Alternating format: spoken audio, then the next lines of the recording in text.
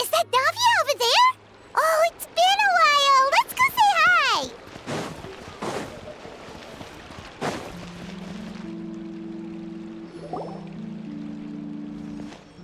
Hey, Navia! What you up to? Shh!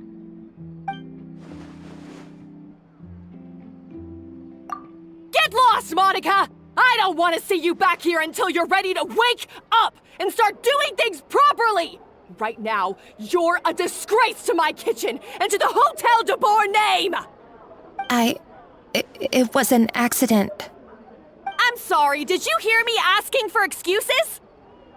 No, I'll do better, I promise. Why is she so aggressive? She won't even listen to what the poor girl has to say. Oh, hey, cut her some slack. You gotta at least hear her out. Wait! Huh? Who do you think you are telling me? Wait a sec. Navia? So, you're bringing backup now. Suit yourself! You're still wasting your time!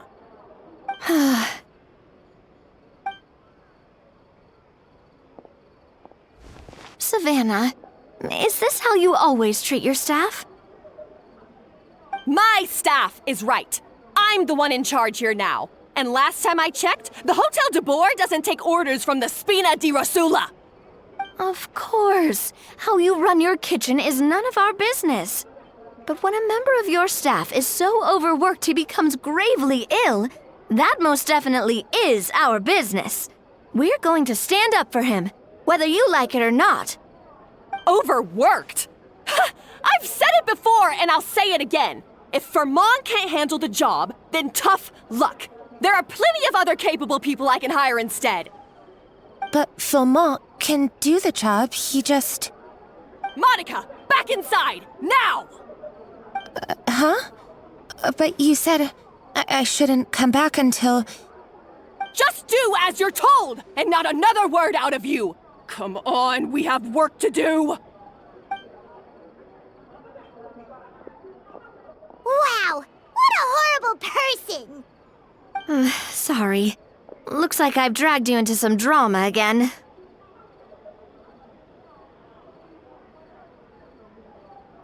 Her name is Savannah. She's the new head chef at Hotel Debord. Ever since she took the job, she's been enforcing a brutal work regime and putting a huge amount of pressure on her staff. One guy was so overworked, he collapsed from illness. He's been bedridden for days, and he can barely even talk properly. I'm sorry. It's all my fault. I don't deserve to be a chef. At his family's request, the Spina di Rosula is trying to mediate on his behalf. We're not exactly making a ton of progress, as you saw. Savannah is adamant that Paimon's exhaustion and illness have nothing to do with her or how she's been running her kitchen. She's refusing to have any kind of meaningful dialogue with us. Our next thought was to talk to the other chefs at the restaurant and get a better idea of their working conditions. But with Savannah watching them like a hawk, no one has been willing to open up. And that's why I'm here, doing it the old-fashioned way. Camping out, watching, and waiting for an opportunity.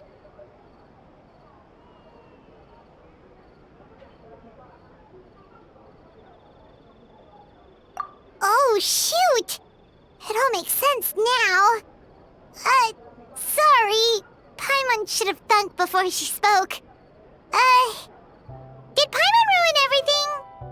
Oh, no, not at all, Paimon. Honestly, the way she was laying into Monica, someone had to step in. I'm sure I would have piped up if you hadn't. And besides, I don't really think I'm built for espionage.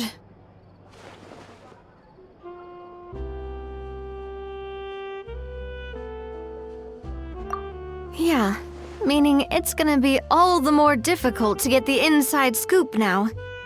Oh, I might as well head back to the Fleuve Cendre then. We'll need to come up with a whole new game plan. Paimon will join you, 'cause this is kinda all Paimon's fault.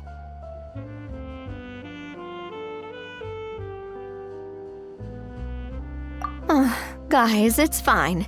You don't need to worry about it. That said, if you were planning to visit the Fleuve Cendre anyway, let me take you out for a meal. I'll make sure it's a proper feast. A really famous chef just joined the Spina di Rosula's tavern. Her name is... Sorry to interrupt. I just wanted to apologize for the scene you witnessed just now. We shouldn't subject our customers to that. This is a small token from us. It's some candy from Monica. She asked me to make sure it was delivered into your hands. Monica's the one apologizing? Huh. Clearly Savannah is the one who owes an apology. Our head chef has been a little highly strung lately. Sorry for everything.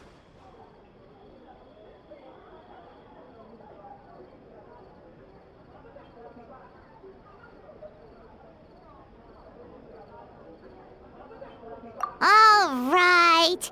Since there's candy, Paimon will drop it. Not the candy.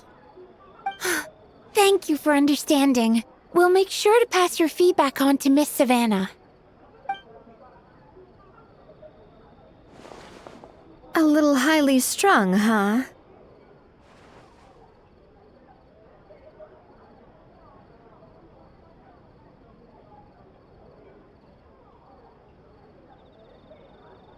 Paimon doesn't get it. How did someone like her even become head chef? Well, according to Fermat's family, she hasn't always been like this. But that's a story for another time. Let's try this candy.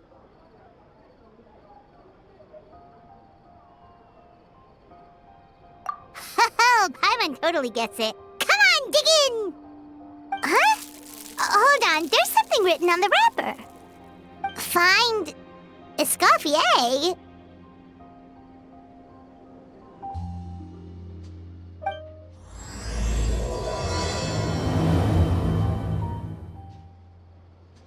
Escoffier? Could this mean... Huh? You know that name, Navia? Yeah. Let's stick to the plan and go back to the Fleuve Cendre for now. That's where we'll find Escoffier anyway.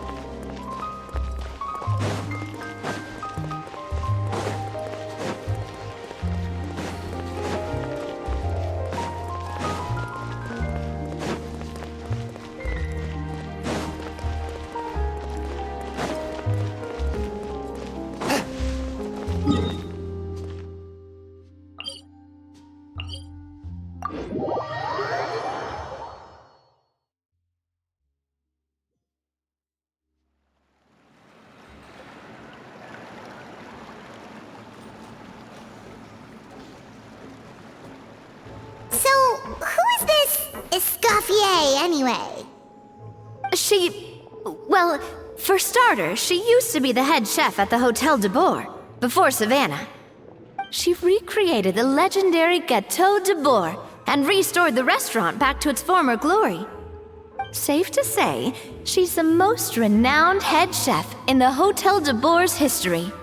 After the culinary genius Modeste himself. Hotel Debord.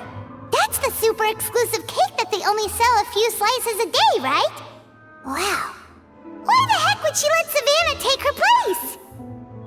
Well, apparently, the Hotel Debord was reported for a safety incident. Someone claims that the kitchen was adding an illegal substance to their menu. But none of the chefs had any idea how it could have gotten into the food. In the end, Escoffier decided that as head chef, she should take responsibility, and she was sent to the fortress of Meripede. The Fortress of Meripede?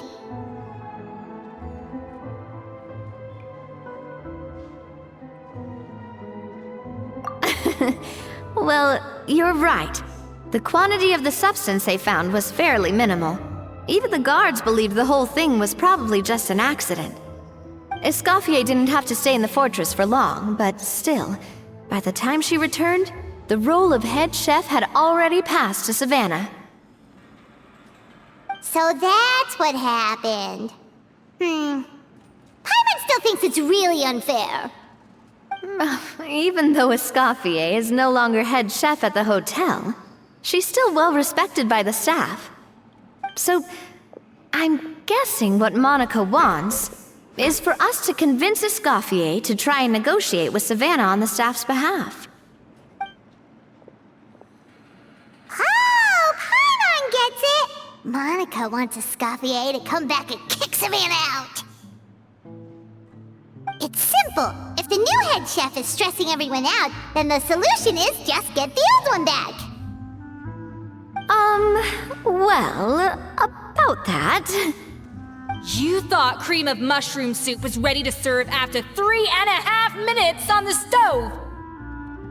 You'd have had more sense serving hot water with ice cubes. At least then you wouldn't have wasted all this perfectly good cream and mushroom! What do you say, Hilaire?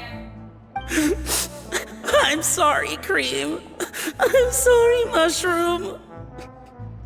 As you can see, Escoffier is that kind of chef as well.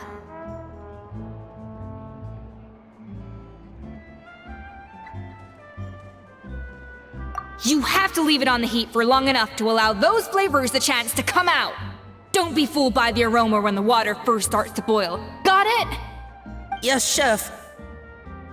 Then go back and do it again. The customers are still waiting.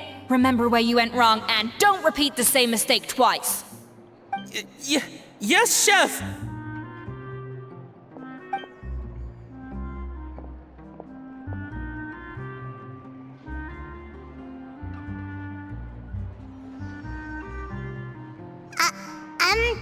Excuse us, Waiting to be served? Sorry, we're pretty busy. I'm afraid you have to join the line. Oh, no, we're not here to eat. So you're not paying customers? Then I'm afraid the wait will be even longer. It's hard to talk to Escoffier when she's in the zone. Let's take a seat. We can catch up while we wait.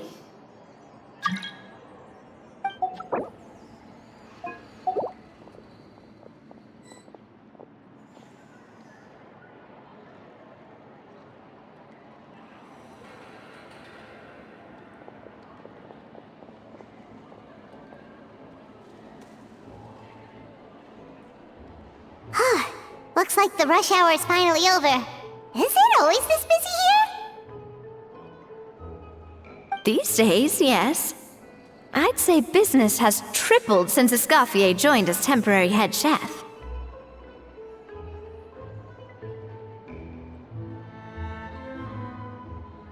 Well, in her words, the Hotel Debord doesn't need her anymore.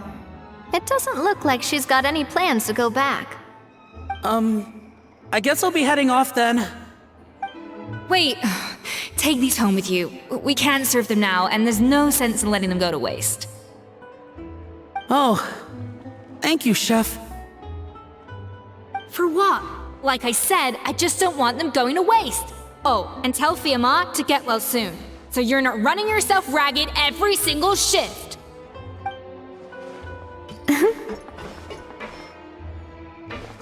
Paimon. That's the second time we've heard that name. Who is that again? He's the chef that fell ill from stress. Hilaire is his son.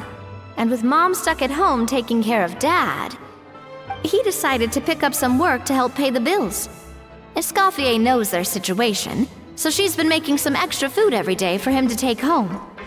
Hey, I heard that, Navia! I've told you before. No one's making extra food. Hilaire is making blunders in the kitchen, and I can't serve his failed dishes, so he might as well take them home. Yeah, failed dishes that just so happen to be nutritionally complete every single time. So you two must be the world-famous traveler and his companion, Paimon. Yes? Is there something I can help you with? Oh, so you know us already. We'll skip the introduction then. We're here to talk about Savannah. Oh, I certainly am. The Spina's headquarters are right next to the tavern. And I've lost count of the number of times Navia's come to pester me about it. But I don't work for the Hotel Debord anymore. And being ex-head chef doesn't give me the right to interfere with that business. Besides, I'm the one who persuaded Savannah to take the job in the first place. What? Well, she was a much gentler person back then. A little timid, even. She wasn't at all confident that she was the right fit for the role. That's hard to believe. Are we definitely talking about the same Savannah here? Honestly, I do wonder if she's just emulating me. I mean, I'm not the most pleasant head chef to be around either. Anyway, suffice to say that given the history between us, it'll be tricky for me to tell her she's doing her job wrong without coming across like a huge hypocrite. Fiamar and the others probably think that Savannah gets it all from me. I wouldn't be so sure about that, Escoffier. Look at this note we got from Monica. She mentioned me. Whatever shortcomings you feel you have, it looks like Monica still trusts you. As for the others, well, how can you know what they think unless you ask them? Monica. Plus, it's not like we're asking you to storm in there and raise hell. We're only in the initial phase of our investigation. All we're trying to do is get the other chefs to open up to us. Oh, Monica. Oh, Monica! Escoffier? I can't believe her! Powdered sugar is supposed to be applied sparingly. Look at all that on the wrapper. It's thicker than the sole of my shoe. Unbelievable! I won't stand for this. She has to learn. Come on, we're going. Wait, so now she's, Let's go catch up to her. We don't want to keep her waiting.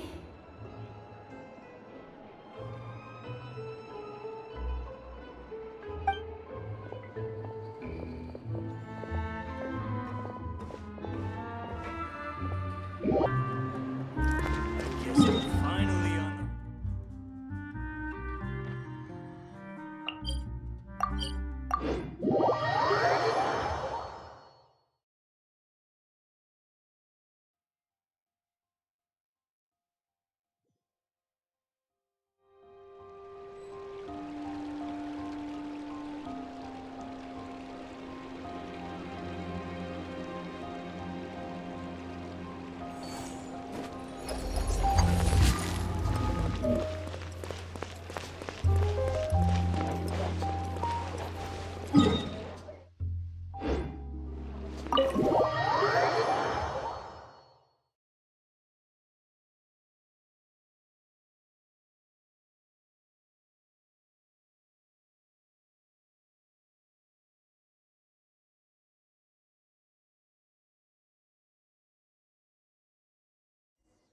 Wait, she looks like... Is that Escoffier? I'm sorry. I'm so sorry.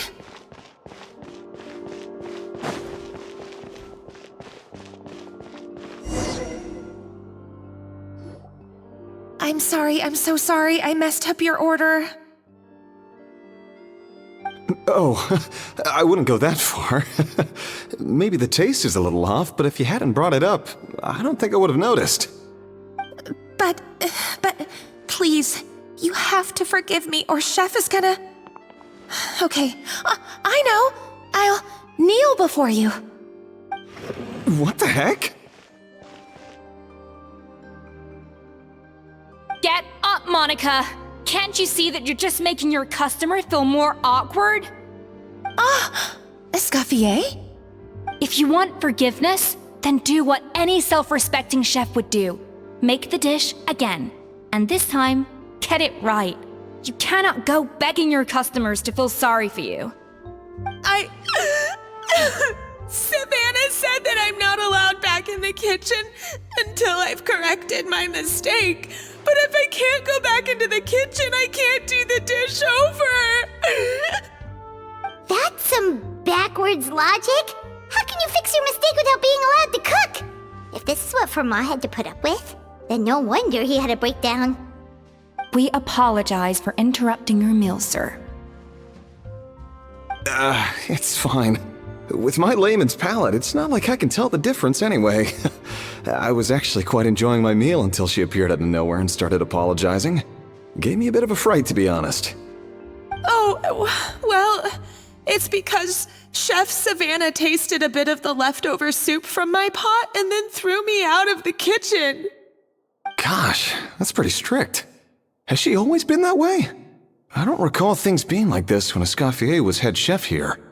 I gotta say, you're all looking a little worse for wear these days.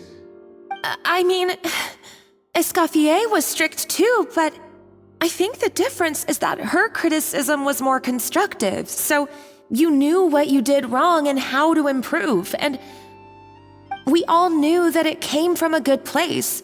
Chef Escoffier was hard on us because she truly wanted us to reach her level. But these days, whenever we make a mistake, we just get told to wake up, get your head in the game, or just do it again. And it's only gotten worse since word got out that Chef Escoffier had started working again in the Fleuve Cendre. Monica, you don't need to call me chef. I'm not the boss here anymore. Yeah, but through no fault of your own, what happened back then, that wasn't on you, and all of us know that. That banquet was a huge event, and so many staff were involved every step of the way. With so many moving parts, there's no way of knowing how that lumiline ended up in the food we served. Lumiline? What's that? A new drug from the Fontaine Research Institute, produced from an extract of the lumitoile. Apparently it sharpens the senses, so they used it to treat people with impaired responses to stimuli. Oh, yeah, I've heard about that. They found out you can use it as a flavor enhancer since it stimulates the taste buds. Makes things pretty addictive. They also found that overuse can have mood-altering effects and even lead to nerve damage. So it quickly ended up on the guard's list of controlled substances. Unfortunately, however, some food products containing the additive had already made it to the market by the time the guards banned it from the restaurant industry. Everyone knows that in all likelihood, someone probably just purchased a batch of contaminated ingredients by mistake. But you took all the blame. We all know why. You just didn't want to see this turn into a place where tensions are constantly running high, because everyone's suspicious of each other all the time. And now look at you, a fry chef in the Fleuve Cendre. What are you trying to say? Sure, the Spina's Tavern is no Hotel Debord, but come on, it's not that bad, is it? Oh, the Fleuve Cendre, you say? Great. That's where I'm dining from now on. Monica, I'm very happy with my current job. And there's no changing the past. We just have to let bygones be bygones. Besides, at the end of the day, I was the head chef, regardless of whose mistake it was. Ultimately, the responsibility lay with me. If only Savannah was half the boss you were. I'm sorry? Do you have a problem with my conduct as head chef? No, chef.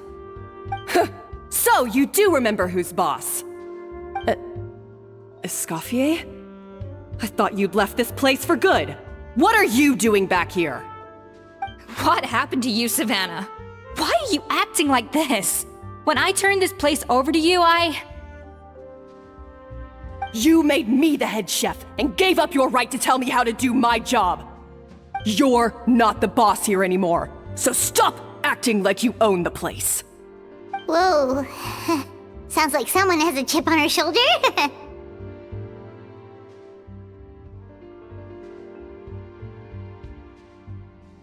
Oh, Savannah! My God, have you grown a temper since I last saw you? Have you put even half the amount of energy into improving your cooking skills, or are you still using the Pluie Lotus as an off-brand marcotte, thinking no one can tell the difference? That's none of your business! What happened to not storming in and raising hell? Ho ho! I was not expecting to see something this spicy as soon as Escoffier returned. Huh? Fanagem? Aye, miladies. Might I make a humble suggestion? Given that we have ourselves a tête-à-tête between chefs at the Hotel Debord, I dare say it would be de rigueur to settle this the traditional way. The traditional way? That can only mean one thing.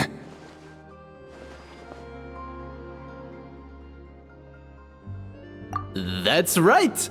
I'm talking, of course, about the tradition established by Modeste himself. The cooking contest! According to legend, the founders of Hotel Debord, Modeste and Savelli, used this method to resolve all of their disputes. Everything from petty arguments over next week's menu to disagreements over the strategic direction of the restaurant. The cooking contest would decide who had the final say. Sounds like they had a lot of free time on their hands. Ah, well, it might sound that way to us.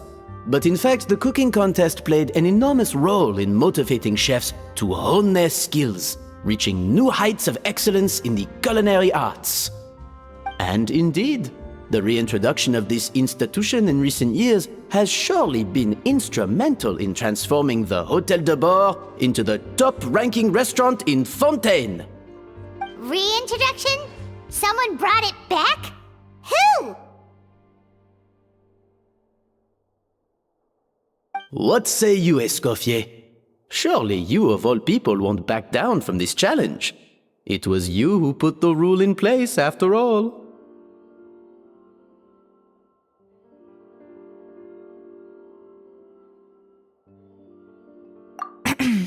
Sure, I reinstated it, but I'm not a chef at Hotel Debord anymore. Isn't this bending the rules a little? I see no issue as long as both sides agree to the terms. We could simply treat it as an exhibition of sorts. Savannah, any objections? Exhibition. Huh. No. If we're going to battle it out, let's put it all on the line. If I lose, it's up to you what happens to me. I don't want anything to happen to you. But if you lose, you hand over the Codex Debord to me. What? The Codex Debord?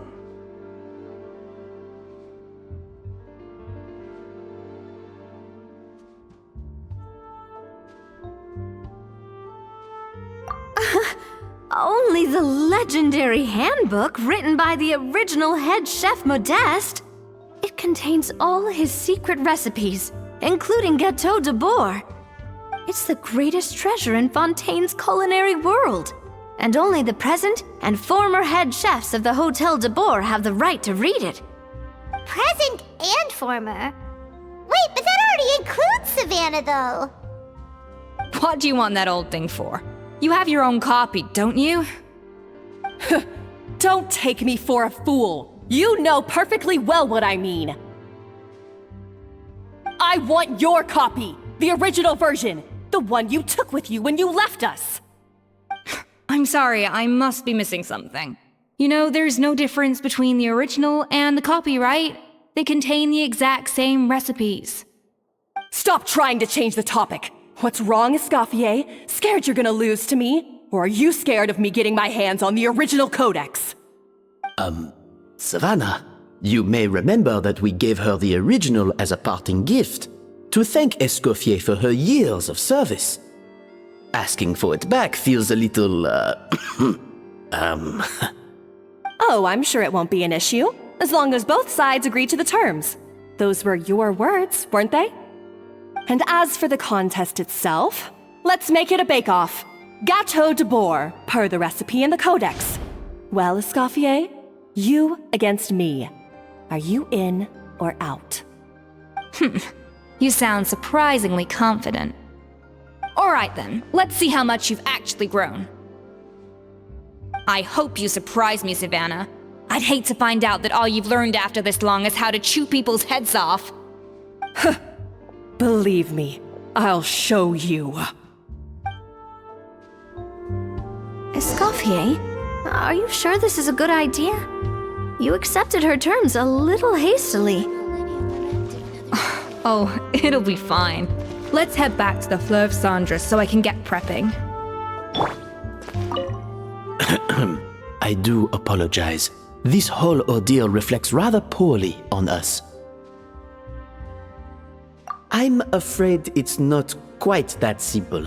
The Hotel Debord runs as more of a partnership, you see. It was founded by two friends, Modeste and Savelli, and it's been that way ever since. So, while I am technically Savannah's boss, it's not really my place to interfere with the business of the kitchen. To be perfectly honest with you, that's part of the reason why I suggested a cooking contest.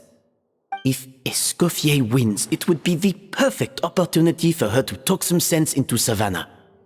Or, of course, if she wanted to return, then... But anyway, I'm getting ahead of myself. Whatever the outcome, this contest will hopefully serve as a turning point for us. Please, pass on my best wishes to Escoffier. I must say, Savannah surprised me with her confidence. Does she really believe she can best Escoffier in the kitchen? I thought she was just blowing off steam when she first raised the idea to me.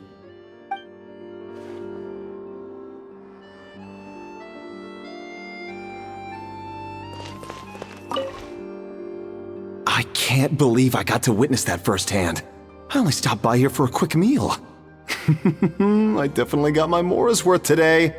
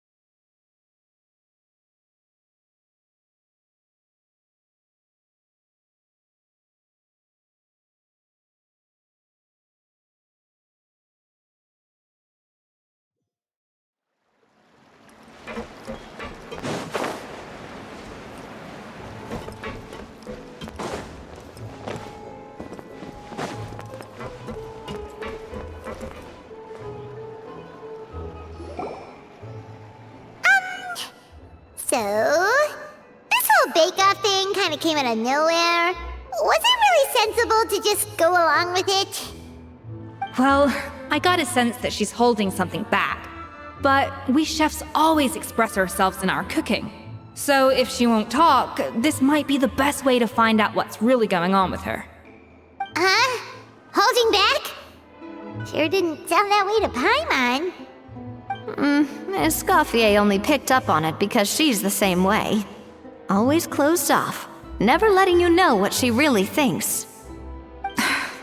That's patently false, at least where your macarons are concerned. I've been nothing but truthful with you about the disgraceful amount of sugar you use. Okay.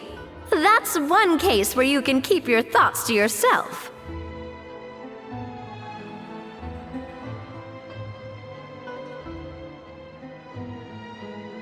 Oh, that? Well, it's not so much a recipe book as a diary of Modeste's adventures.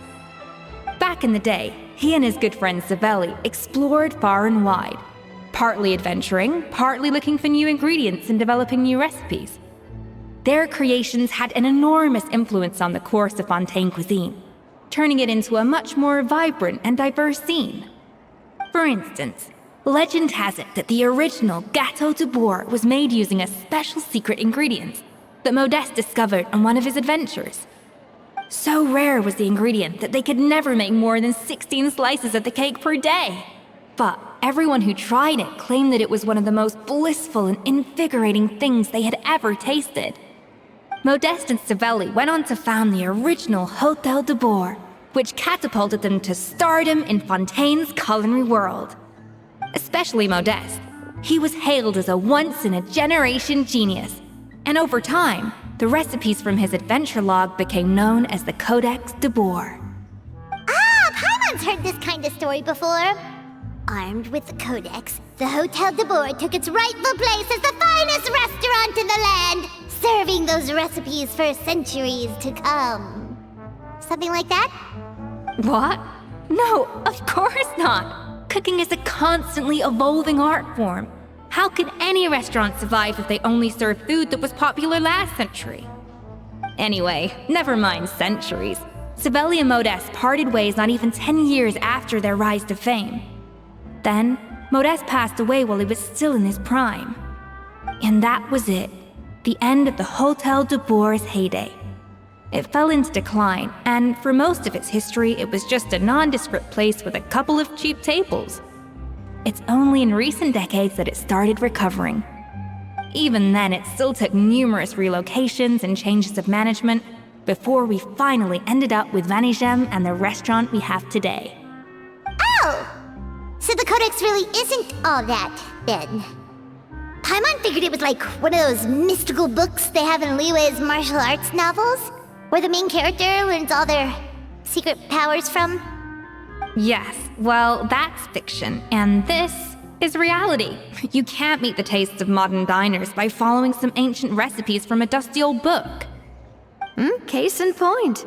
Even the Gâteau Debord they sell now is actually Escoffier's reimagination. Wait, really? Why though? Didn't that recipe make it into the Codex? It did, but like I said, it's the dusty old book now, and the records aren't as legible as they once were. Not to mention that there's no way of finding the secret ingredient Modeste wrote about. So, reimagination is right. I consulted some historical records and took what I could from the Codex. But ultimately, the Gâteau Debord of today is my own recipe. As for why we gave it the same name and kept the tradition of only selling 16 slices a day, well, you've got Vanigem's business sense to thank for that. Oh! Huh. Well, that kind of takes all the mystique out of it. Hey now, it might not be the original Gâteau Debord, but it's still the most delicious cake in Fontaine today. And who knows, maybe Escoffier's version is more suited to your palate. Just think, if the original truly was the perfect cake you're imagining it to be, there's no way the recipe would have been lost to history, right? Not to mention that the Hotel Debord never would have fallen into a slump. Anyway, before I left my role as head chef, I made a copy of all the recipes from the Codex, including my own improved versions, and turned them over to Savannah. So why is she so interested in the original copy? Could it be a symbolic thing? Like, whoever holds the original Codex Debord is the true head chef? Well, it was clearly precious enough to give to Escoffier as a parting gift. Meanwhile, Savannah only got a copy. Maybe from her point of view, it's like management doesn't truly see her as being worthy of the role. You think so? The only thing is, it was her suggestion to gift me the original in the first place. Well, a joint decision by her and Venegem. But still. What? Huh. Guess she's had a major change of heart since she became head chef. Yeesh. Who knows? We could speculate forever. Better to just let our gato do the talking.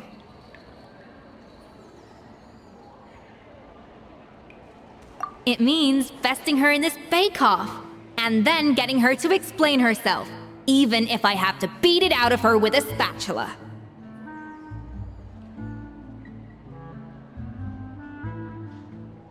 However much she's changed since we worked together, I believe that she still has her chef's pride. And if she respects the art, she'll respect the outcome of our contest. Well, I'm confident that you and your spatula can get justice for Froment. All you need to do now is win the contest. But that should be a breeze for you.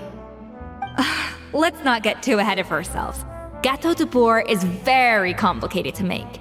Usually, it takes 3 chefs working in tandem to cover everything. Now, if I had to push it, I could probably do the work of 3 chefs myself. But I'd prefer to play it safe if I can find a couple of assistants in time. Well, that's easy. The 3 of us are veterans in the kitchen. You just need to pick 2 of us. Well, I have heard the Traveler is an accomplished cook, as well as a warrior. But be warned, I will hold you to exceptionally high standards. Think you're up to the task?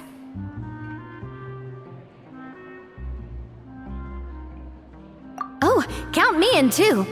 I've spent weeks perfecting my macarons after your scathing review.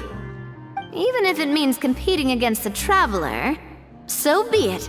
I'll show you what I'm made of. Confident. I like it. Alright, let's start with some elementary mise en place. Show me your knife skills.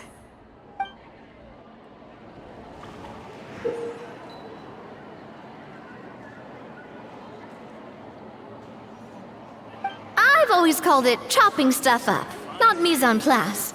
But it's basically the same thing, right? Oh, Navia. The difference in your case is that mise en place is chopping stuff up without sending juices flying all over the kitchen.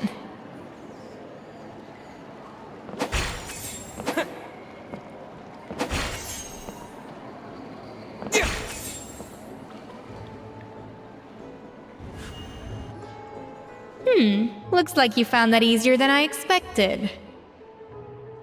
Yeah, thankfully it was pretty straightforward in the end. You made it sound like we'd be carving statues out of fruits or something.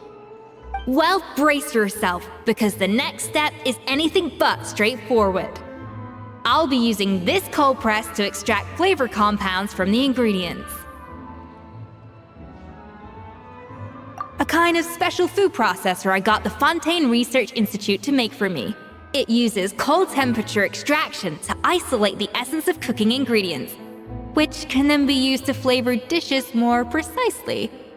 But this isn't exactly standard kitchen equipment, so that probably didn't make a whole lot of sense. Let me give you a demonstration instead.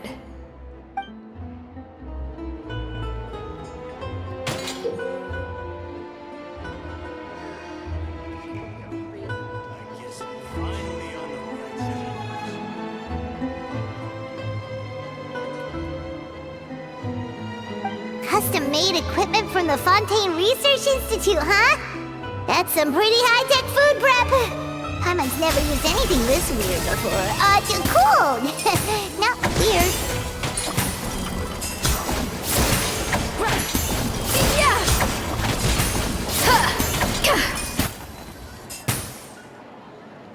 And done.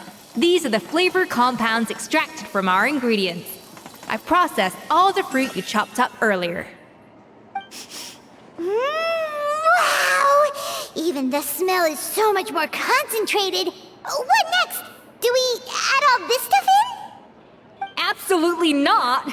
Throwing everything in at once will ruin the balance of flavors. We have to go slowly and carefully to calibrate the exact flavor we want. I'll demonstrate again. Now, Watch closely.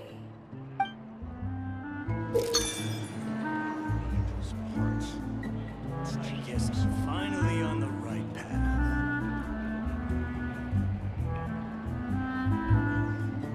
path. Slowly and carefully. Not a drop too much, and not a drop too little.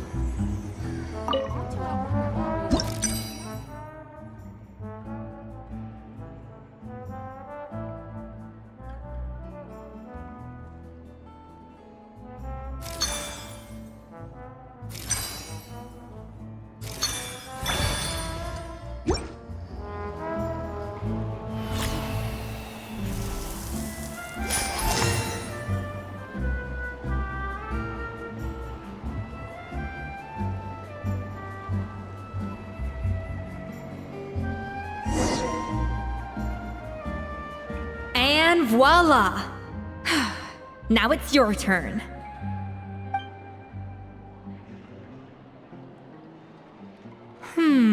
Not terrible. Considering this was everyone's first time blending flavor extracts, it could have been worse. But the traveler's work was surprisingly good. Are you sure you've never done this before? You got almost perfect results on your first try.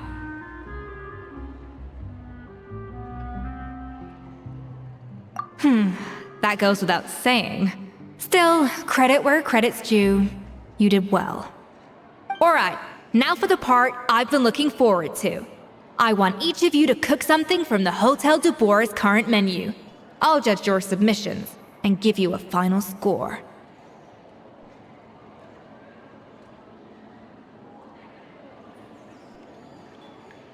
That's right. The true test of your cooking skills is the finished product. It'll be good practice for the contest itself. Now get to it. Chop chop!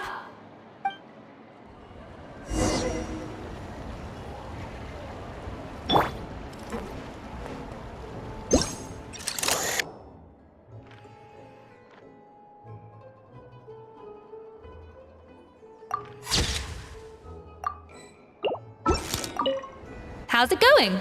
Have you picked a dish yet? Choose wisely. I expect you to present the most delicious thing on the menu.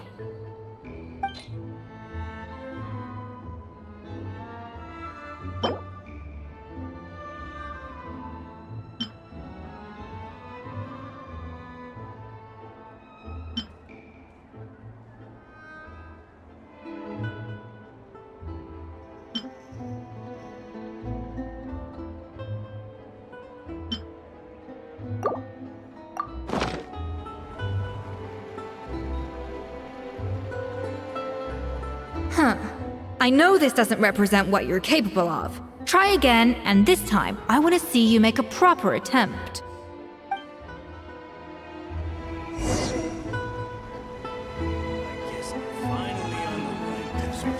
How's it going? Have you picked a dish yet? Choose wisely. I expect you to present the most delicious thing on the menu.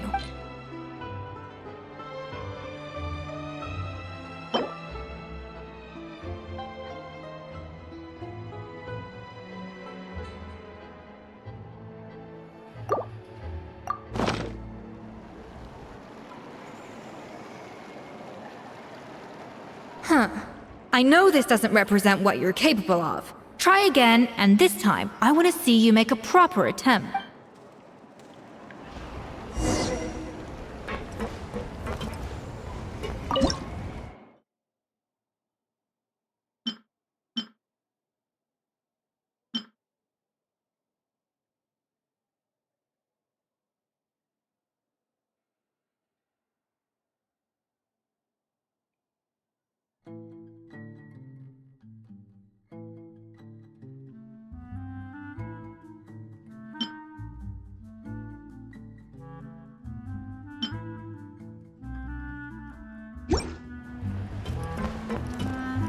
How's it going?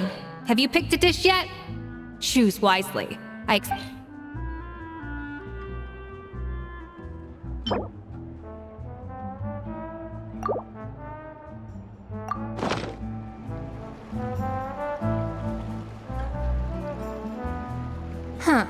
I know this doesn't represent what you're capable of. Try again, and this time, I want to see you make a proper attempt.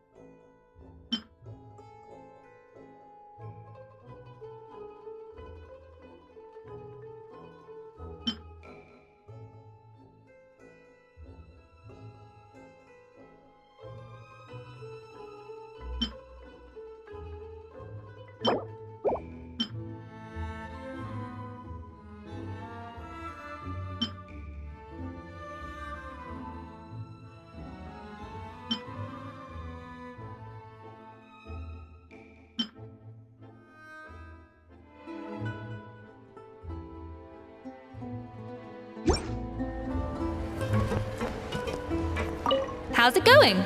Have you picked it?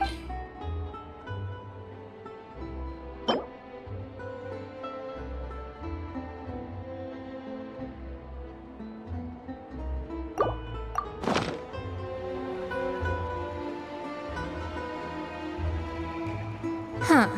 I know this doesn't represent what you're capable of. Try again, and this time, I want to see you make a proper attempt.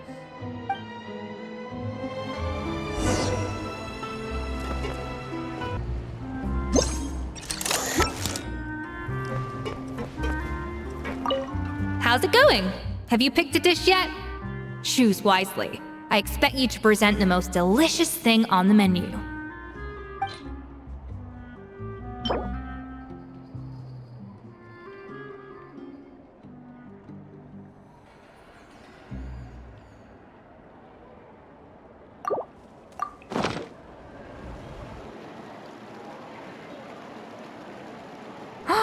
Look at that! With the grace of a snow-winged goose, as I like to say. Now, let the grating commence.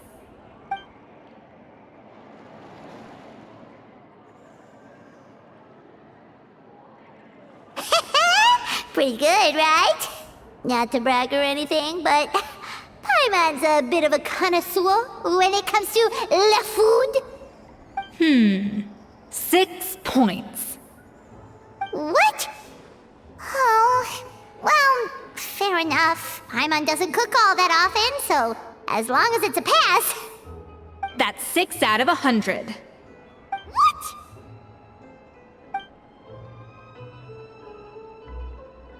You say you're a connoisseur, but it's quite clear from this dish that you have far more experience consuming food than creating it. By that logic, I suppose you think listening to Lady Farina on repeat every day would make you an opera singer. Aww.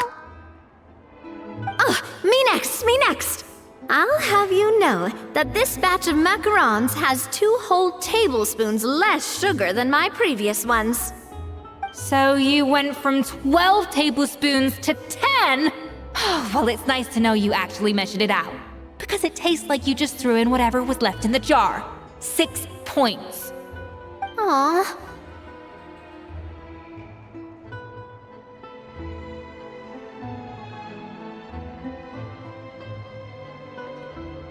Now to the final dish. So, what do you think? This is our last hope. 8 points. Darn, that's barely higher than what we got. Not exactly. The color is spot on. Beautiful aroma. Excellent presentation. I have to give this one 8 points out of 10. Maybe even 9 points. Huh? How did you pull that off?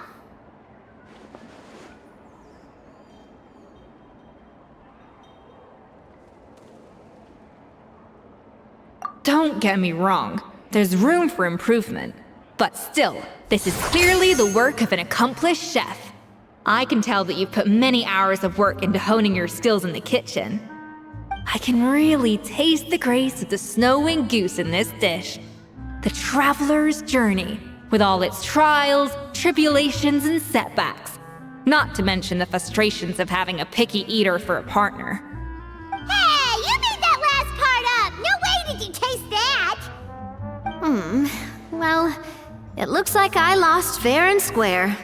I guess you'll be taking the Traveler as one of your assistants then? But if it takes 3 chefs, that still leaves 1 slot remaining. Maybe Paimon and Navia should keep practicing and see how it goes? Chef Escoffier! Oh, it's Hilaire!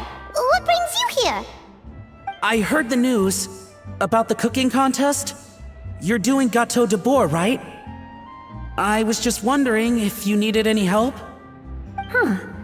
And you think you're up to the task, do you? Oh, no, I know I'm not there yet. It's actually my dad who wanted to help.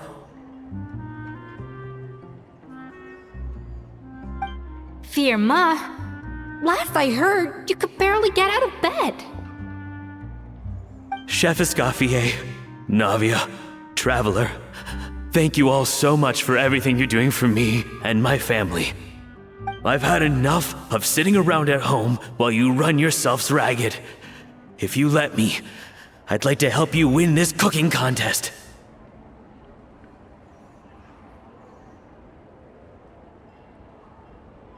Yeah, I was gonna say the same thing. Don't you worry. I'll be fine. I'm feeling much better now. I'm sorry. I know I've been rather useless these past few days, but not anymore. The fact is, I'm a fine chef, despite recent events. I've proven myself in the Hotel Debord kitchen, so if anyone's qualified to work under Chef Escoffier, it's me. I think. I hope so. Firma, have you even set foot in a kitchen since leaving Hotel Debord? I have not, but I'm fully rested now. I know I can handle it. I'll prove it. Let me whip something up for you right now.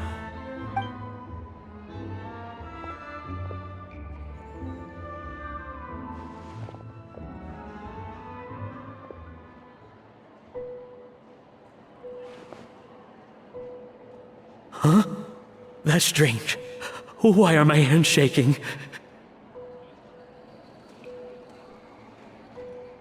What do you call this, Firma? I can't seem to grip my knife. Do it again! Again! Again! I... Hopeless. Get out of my kitchen yesterday.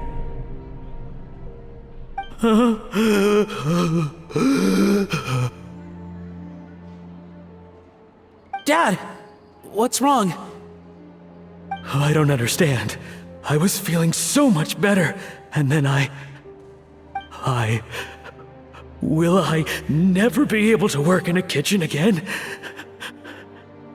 Dad, talk to me. What happened?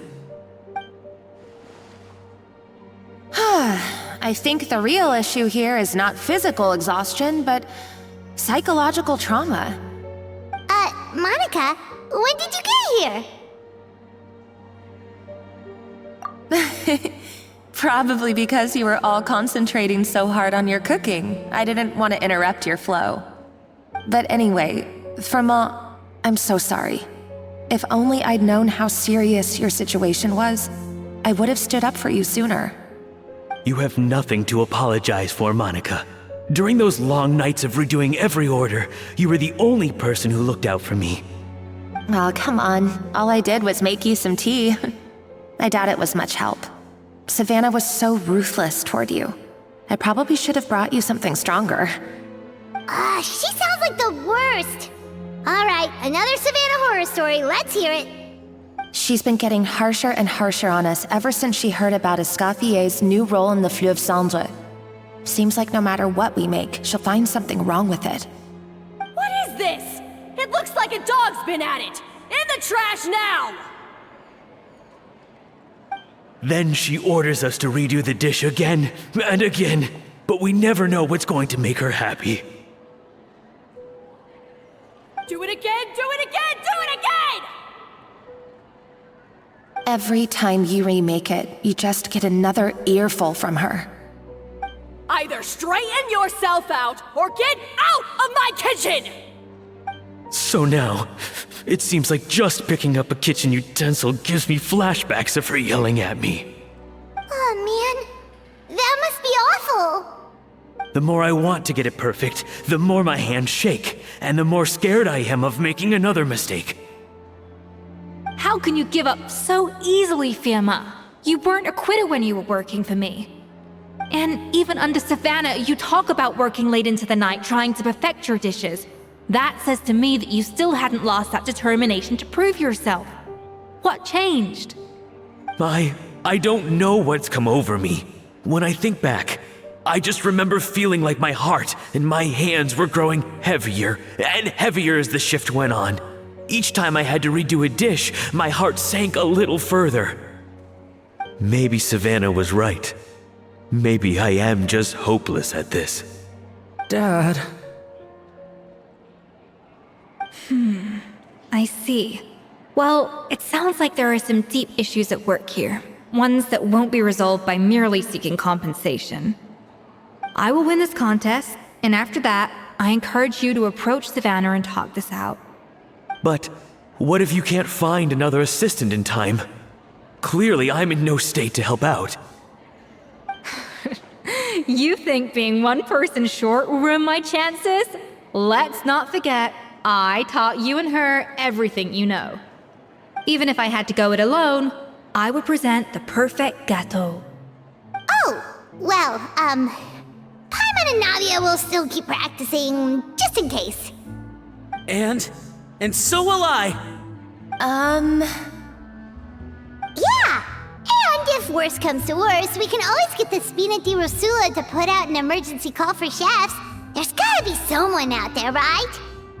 Actually, I thought maybe I could help. That's sort of why I'm here.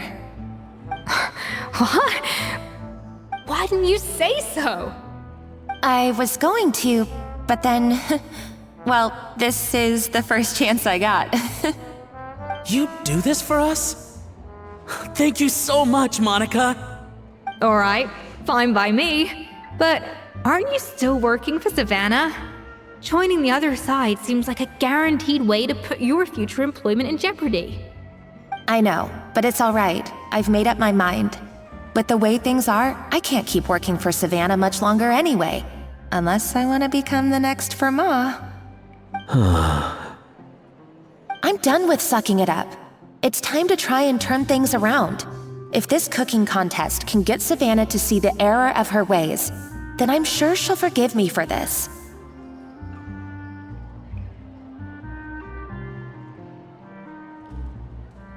Well, Paimon didn't think we'd be poaching from Savannah's staff to get our third person, but there you go.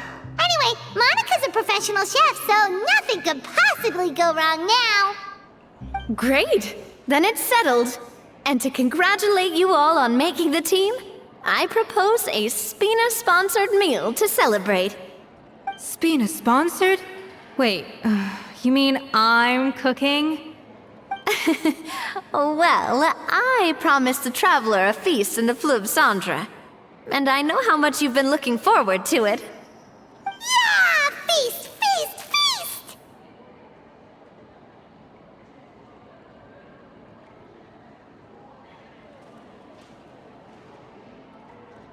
All right, if you insist, then prepare for some of the finest food of your lives.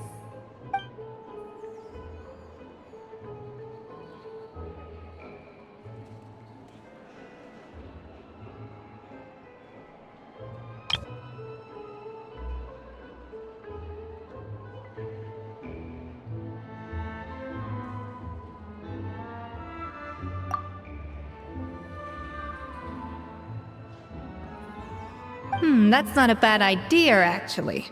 Wait, hold on. You need to finesse that further.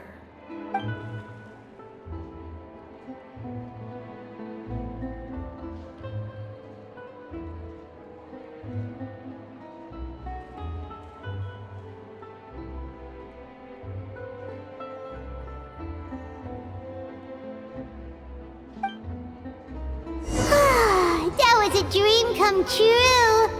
Paimon never knew Fontanian cuisine could be this good.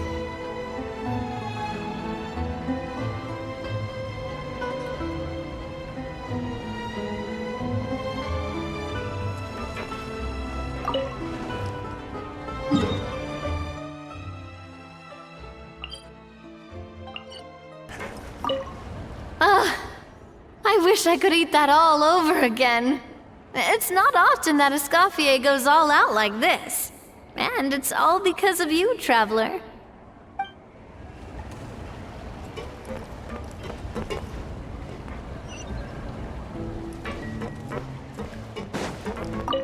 So, this is what Chef Escoffier is truly capable of. So, this is... Wow. I don't know if I'll ever be able to cook as good as that.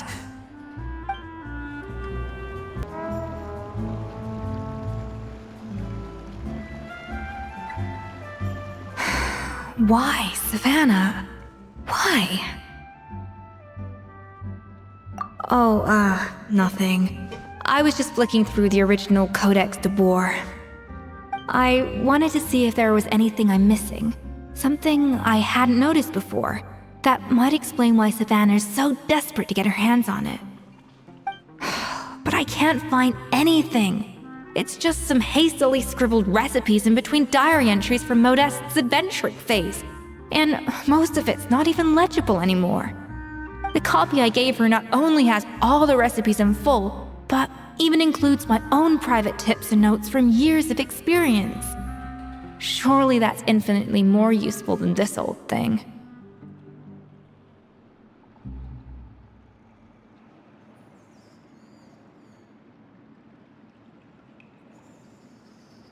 Yeah, maybe.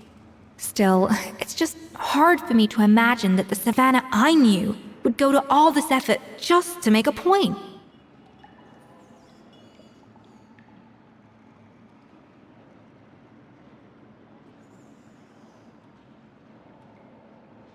We were.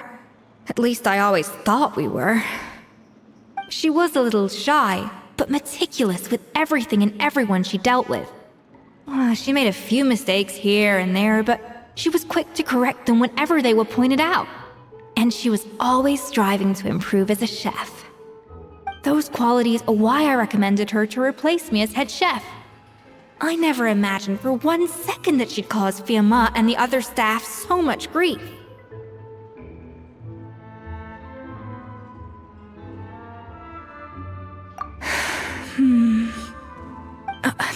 Well, I mean to an extent, of course. I pushed hard for her to get the role.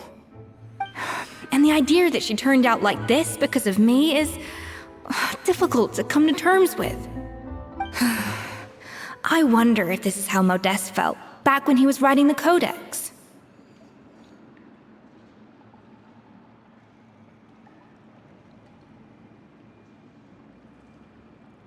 Yes, with his good friend and co-founder of the Hotel Debord, Savelli. The story goes that after Modeste unveiled his Gâteau Debord and was hailed as a culinary genius, he was admired and adored by all. But his newfound fame slowly drove him and Savelli apart. Unlike Modeste, whose every new creation was an instant hit, Savelli seemed to face setbacks at every turn. Doors that would swing wide open for Modeste would shut in Savelli's face. And with Modeste being whisked off to all manner of functions by his celebrity friends, he had less and less time to discuss the culinary arts with Savelli. People started gossiping about Savelli, and their relationship between the two gradually soured.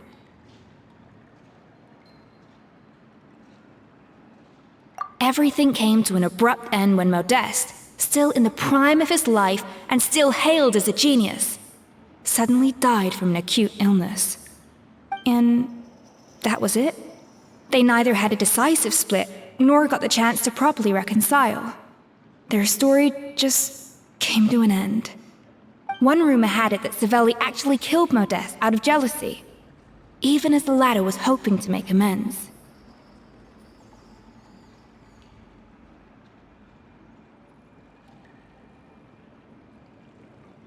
Unlikely. It's a popular theory, but there's no real basis for it. At least there are no records of Savelli ever being convicted of a crime.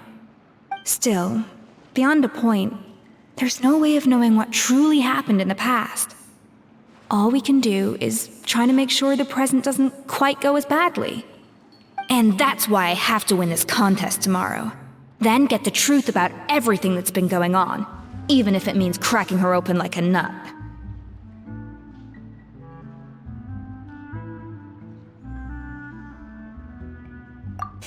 You're right about that. Just follow my lead and victory will be ours.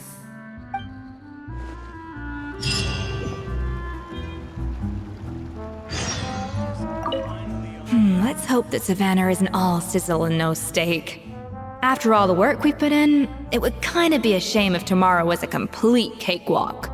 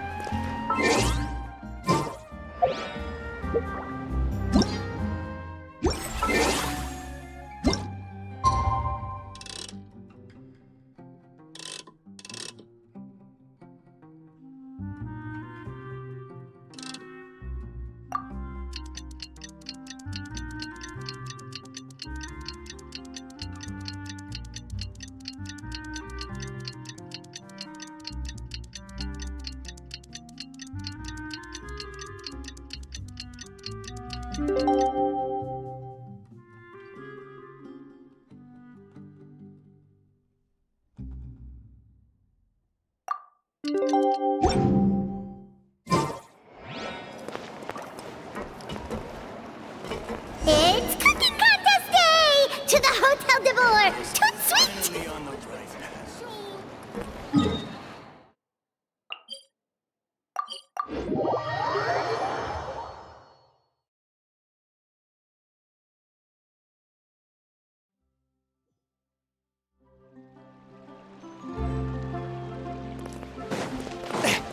Did you hear the news? Escoffier's coming back for a cooking contest.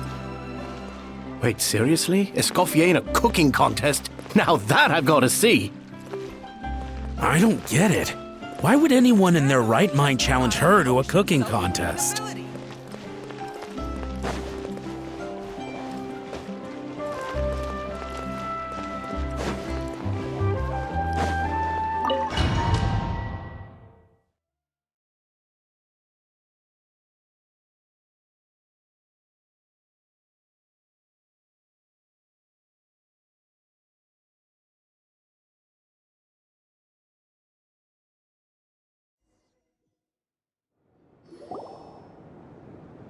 Mesdames et messieurs, welcome one and all to the Hotel Debord and to this most exciting of cooking contests. Savannah, I brought the original copy of the codex you asked for. Monica? Huh. In the interests of fairness, this contest will be conducted in a double-blind format. Once the dishes are complete, they will be sent to the back of the kitchen where they'll each receive a label. The labels will be placed out of sight underneath the plates, only to be revealed after the judges have sampled them and reached a final verdict. This is to ensure that no one will know which dish is made by which contestant. As one of the judges, I promise to be fair and impartial. When my meal got interrupted yesterday, I never thought this is how they'd make it up to me. Getting a seat on the judging panel is a pretty sweet deal. Both contestants have taken their positions. Then, without further ado, let the Hotel Debord cooking contest commence!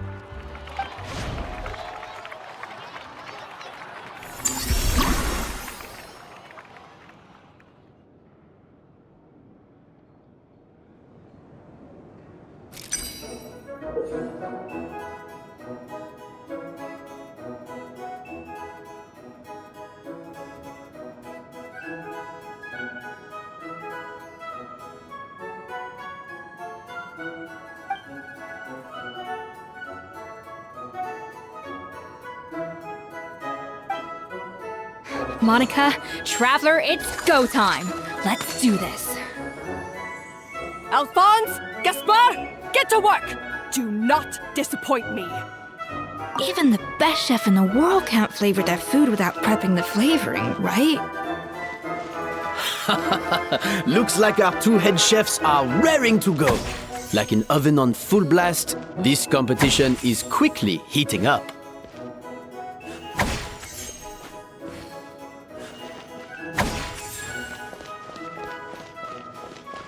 A dash of frosting!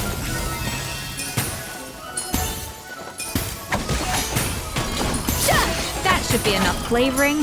Now hurry up and balance the flavors.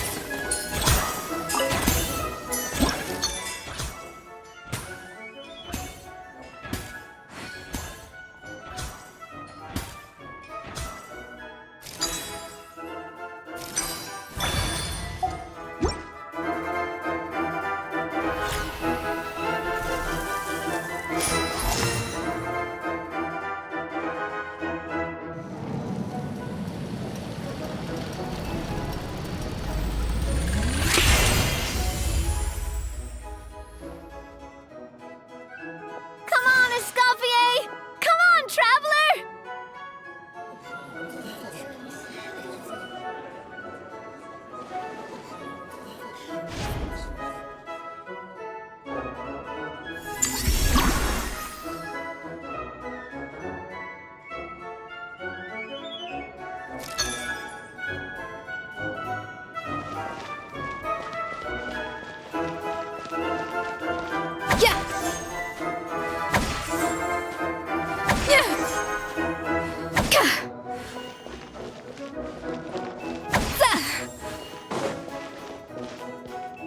Up to the freezer! Alphonse!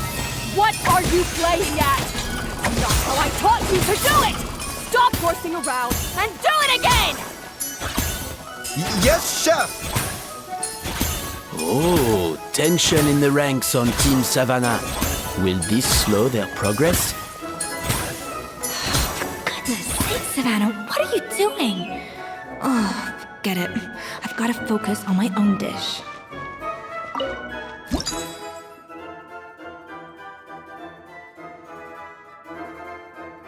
The balance of flavors is about right, but the quantity is too low.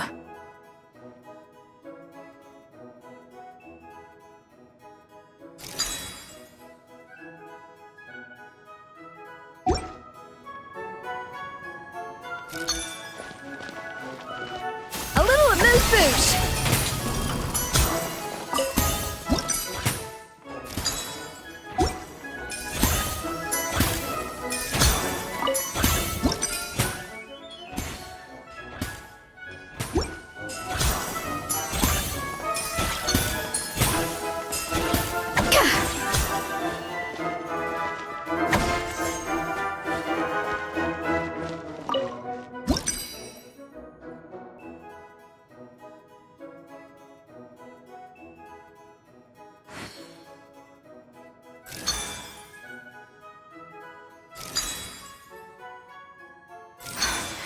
Stay calm, Escoffier. There has to be a way to balance the flavors.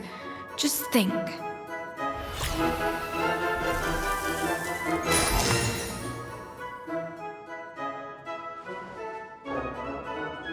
So, what do you think?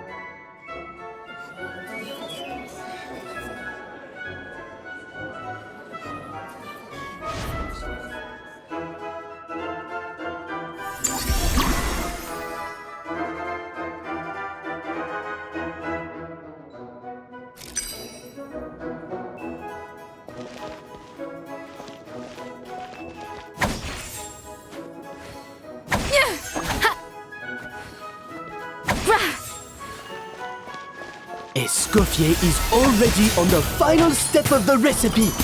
Let's check on Savannah's progress. I think his flavor profile is still a little bit off. Enough! Oh, useless! Both of you! Make like an egg and beat it! I'll do it myself!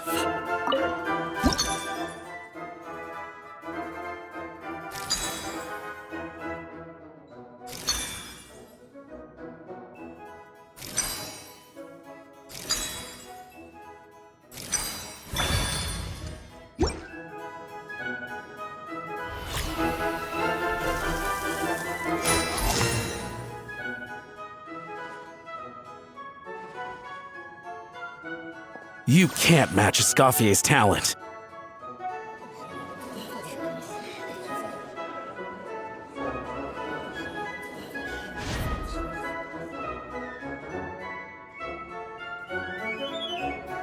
I present to you Hotel Debord.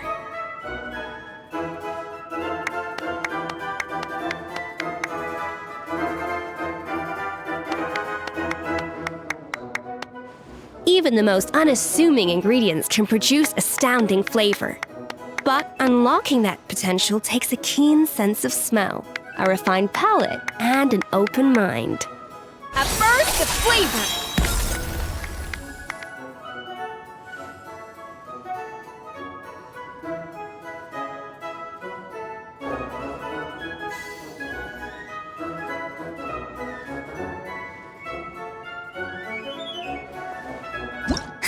That went just as I expected.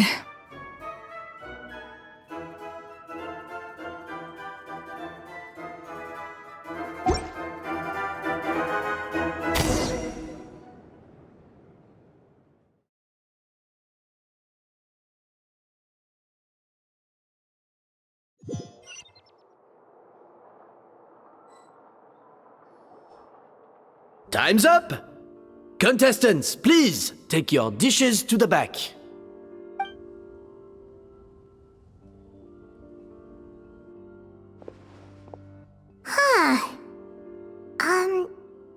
That guy was right. You really can't tell whose is whose just by looking at them. We both made the same dish after all. For all her flaws, Savannah's a talented chef who earned my recommendation for good reason. She wouldn't screw up something as elementary as the cake's appearance. Whoa! This is really rather good. Wonderfully soft and fluffy. Beautifully sweet. This is a masterclass in how to make Hotel Debord. I would give this one at least 9.9 out of 10! Only because there's something about the flavor of the base. It's just a little different from the recipe I'm used to. Huh? Really? I couldn't tell.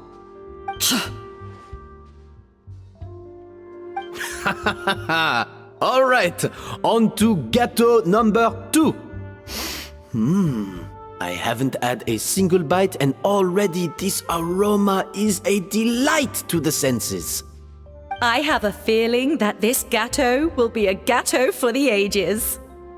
How exciting! I'm gonna dig in.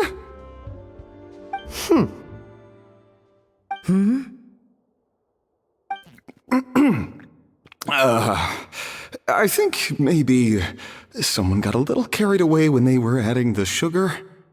Not just the sugar, it's the flavors too. This is all over the place. Who made this?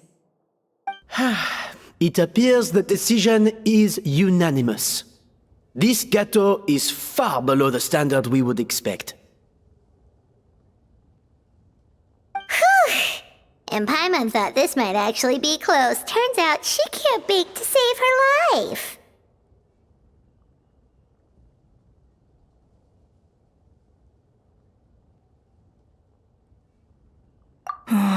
Something's not right here. Savannah may not be perfect, but no way is she this sloppy. I can now declare that the creator of the first gâteau has won this cooking contest. Now, all that remains is to turn the plate over and reveal the chef's name underneath. What? It's Savannah? No! That's impossible!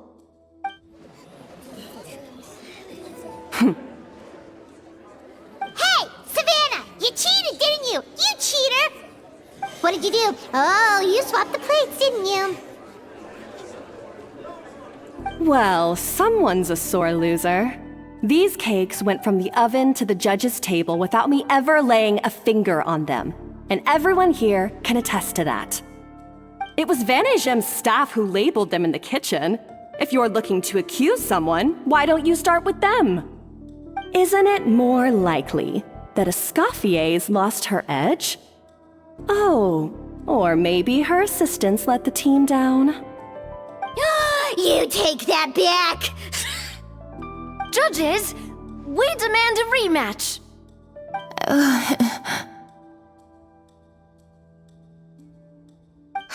That's enough! What's done is done. As head chef, or rather as team lead, I take responsibility for the dish I served. Whatever went wrong and however it happened, I should have spotted it. Savannah, I didn't think you'd stoop this low just to beat me in a bake-off. What happened to your chef's pride? I don't know what you're talking about. If you want the Codex Debord that much, you can have it. Escoffier, no!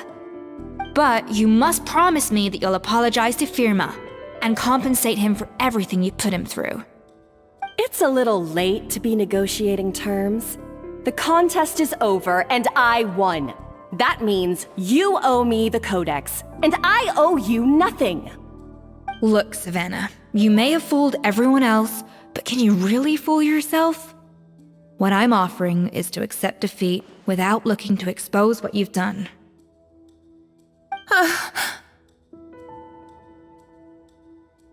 But only on the condition that you promise to stop putting so much pressure on your staff. Fine. I'll treat this as your final handover of duties from one head chef to the next. So, will that be all, ex-head chef? Or is there any other unfinished business you'd like to leave in my hands? I didn't mean that to be a scolding from your former boss, just a word of advice from a fellow chef and a friend. But I don't know if you're even open to input from other people anymore. I know what I'm doing. I don't need your advice. All right, fine. I'm glad to hear it.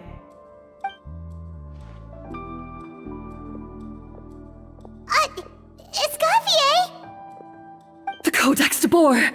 Finally. Now, at long last, I will succeed. Escoffier? How could you let her get away with this? Yeah! The Codex is a souvenir of your time here! Doesn't that mean anything to you? It's all right. It was just a bake-off, not the end of the world. I'm already over it.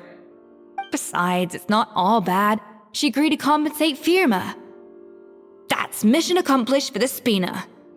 Honestly, if I'd have known that giving her the Codex would solve everything, I'd have just done that in the first place. I mean, why bother with the whole cooking contest? It's such a waste of time and energy.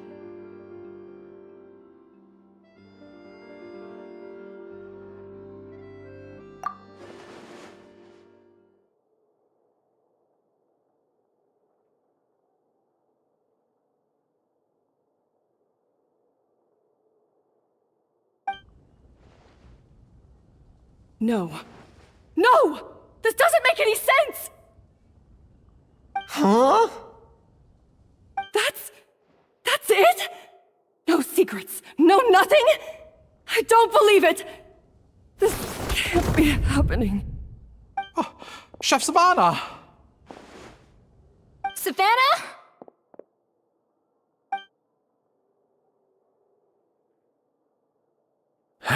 It's nothing life-threatening. Just a lot of pent-up stress and exhaustion. Oh, I knew it. Pent-up stress? The truth is, however hard she might be on the rest of us, the person she puts the most pressure on is herself. Yes, there are nights when she makes us redo things over and over into the wee hours. But for her, it's every night. She'll hide herself away in the kitchen, working on new techniques and recipes, and only realize how long she's been at it when we come to work the following morning. But why? Why would she do that? Our best guess is, she doesn't want to be seen as less of a chef than Escoffier. And there it is. Even so, that's no excuse for taking her anger out on the rest of you. Yeah, and it's definitely no excuse for cheating in the cooking contest. About that, we honestly have no idea how she did it. We were focused on our own work the whole time, like she asked. Leone and Algalia were the ones I tasked with labeling the cakes. I've already spoken to them both. They're at a loss to explain it too. Not to worry. Come on, join me downstairs. I'll interrogate the guilty gâteau myself.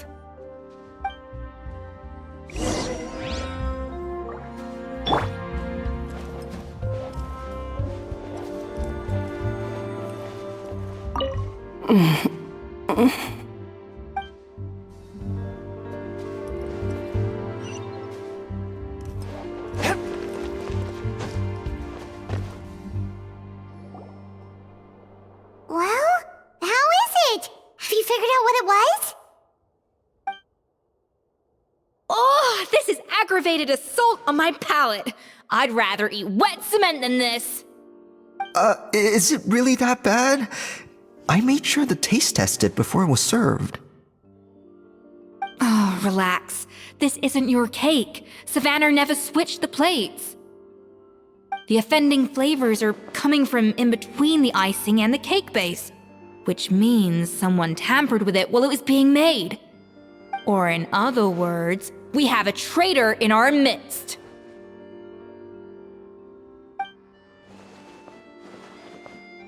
I'm sorry. I was forced into it. It was Chef Savannah. She said if I didn't cooperate, she would... Calm down, Monica. I've already accepted defeat. And if I wanted retribution, I would have brought this up when the results were announced. Whatever's going on with you, just spill the beans. There's no need to hide it.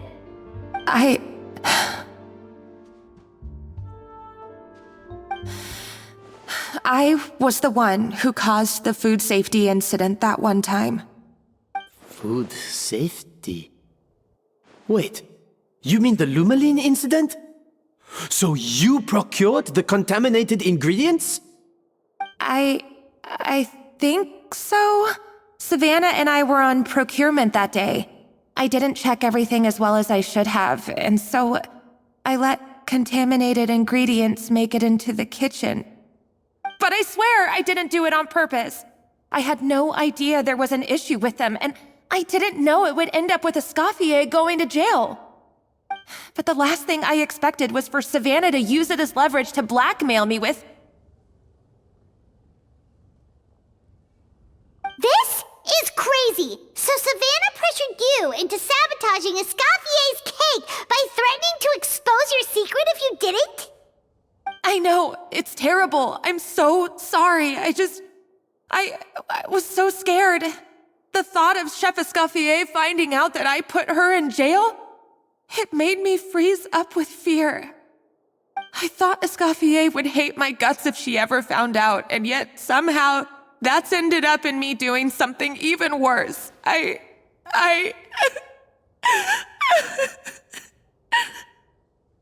Seriously? All this fuss over a little slip-up? Huh? Firstly, it's not like I got a life sentence. I did my stint at the fortress, and now I'm out. And secondly, I had my own reasons for leaving the Hotel Debord. This wasn't the only factor. So, you don't need to feel ashamed or frightened or anything like that. Any more than you need to add butter when you're pan-searing foie gras. You mean, you forgive me? Oh, well, I'm not saying you don't have to take responsibility for your mistakes. You should tell Vanagem to mark down your performance for the past few months. Then do some digging and find out exactly where those contaminated ingredients came from. Sure, you've made mistakes, but now's the time to fix them. Understood? Understood.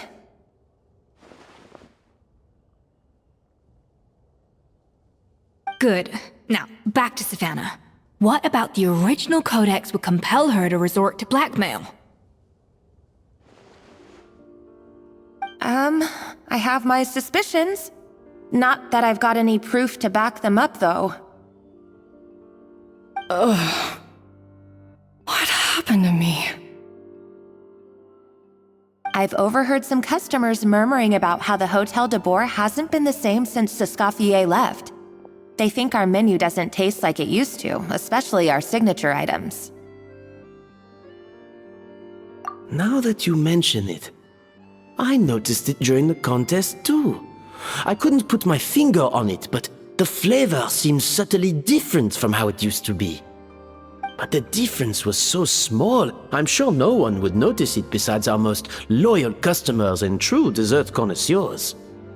Still, as head chef, it's easy to see why Savannah would get so hung up on it. So many times I've seen her make the cake base over and over again, late into the night, determined to match Escoffier's version. But something's always slightly off every time. Yeah, I've noticed that too. Never really gave it much thought, though. Thinking back on it now, it's clear that Savannah's been in a downward spiral ever since Escoffier left. She wants to prove that she can fill Escoffier's shoes. That's gotta be the reason. But after countless setbacks, she's getting more and more unhinged. And at some point along the way, she switched from doubting herself to doubting Escoffier. Doubting Escoffier? For what?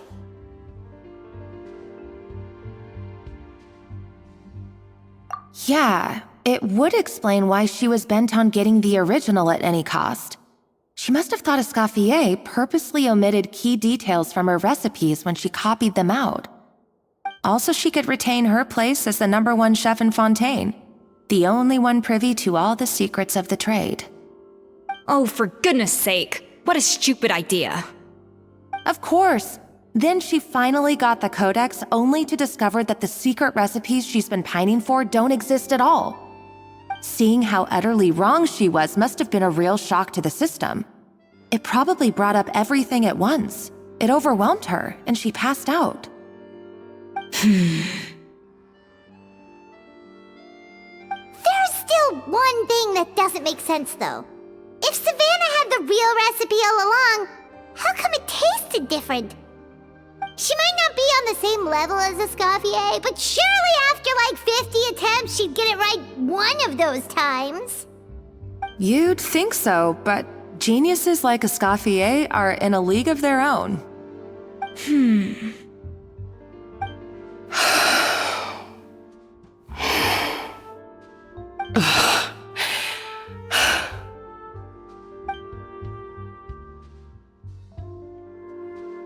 New head chef, you say?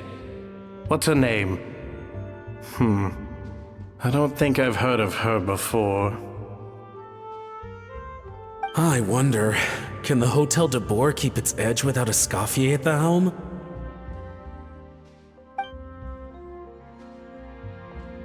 This tastes different from last time.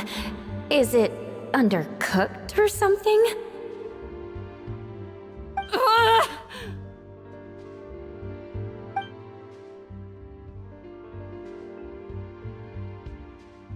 Take this. It's a copy of the Codex Debord. From now on, you will be its keeper. Don't listen to the doubters. If I say you can do it, then you can do it. Even if you don't believe in yourself, at least believe in me. Hey, did you hear me? Once I'm gone, the restaurant is all yours.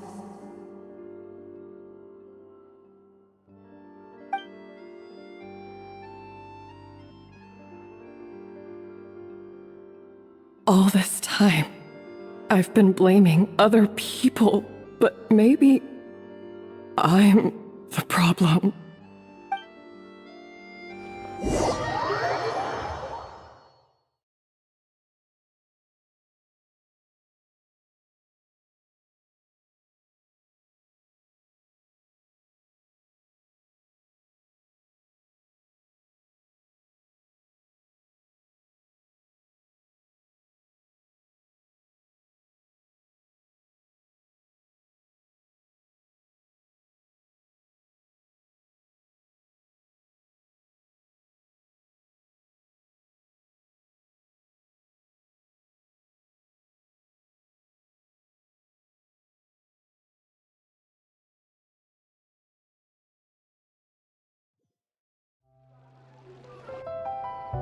I sincerely apologize for putting everyone out. Savannah's awake now, but I don't think she's ready to speak to anyone yet. Let's give her the day to calm down. I'm sure you'll have the chance to talk everything out tomorrow. In that case, I'll go and update for Ma and his family. I wonder what he'll make of all this. So, we'll come back tomorrow then.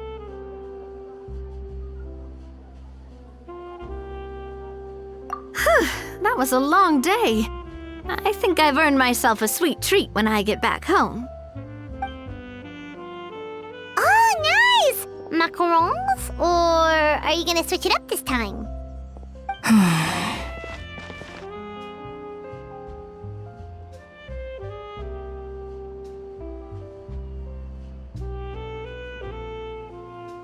Traveler, how much do you know about the snow-winged goose?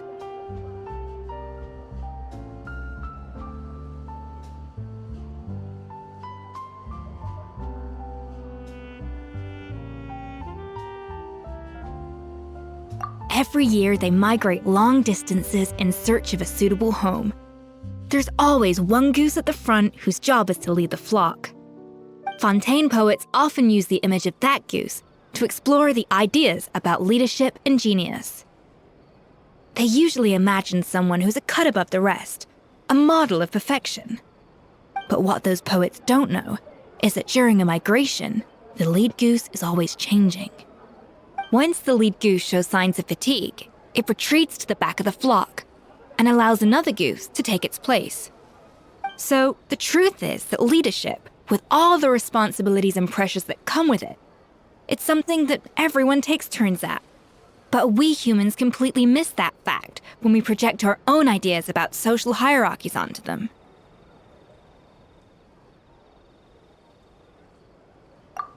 I guess what I'm saying is, I don't buy into this notion that there's some sort of gulf between normal and genius.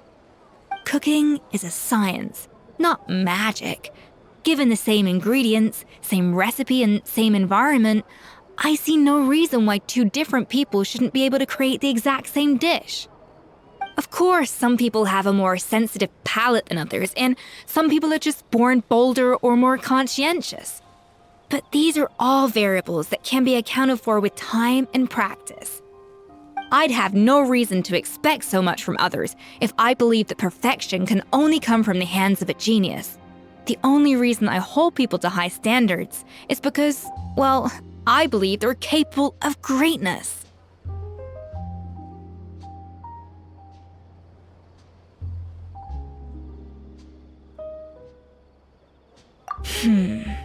Okay, I've made up my mind. I'm gonna get to the bottom of why Savannah failed. And come tomorrow, I'll give her the scolding of her life, pointing out all the mistakes she's made along the way. Then she'll finally see the error of her ways.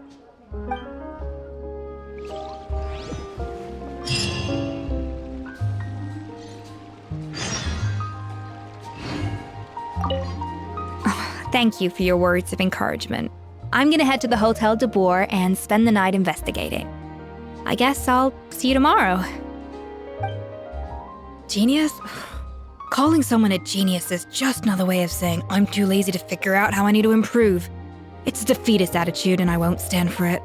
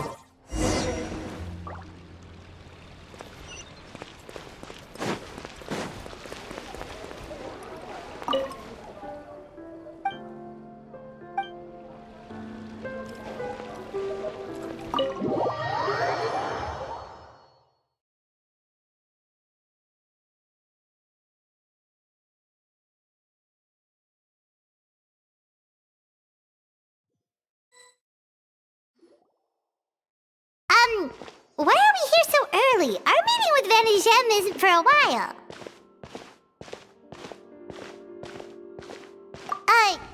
Check on her? Why? What happened? Oh no. Escoffier, are you alright?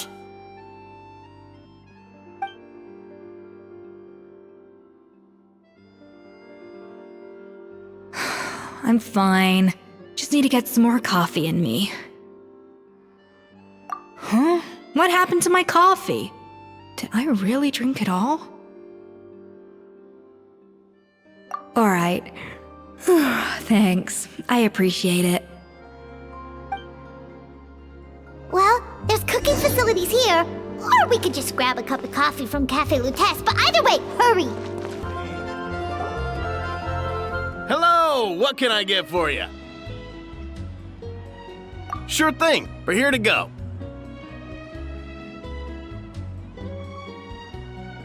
Huh? Oh, I see.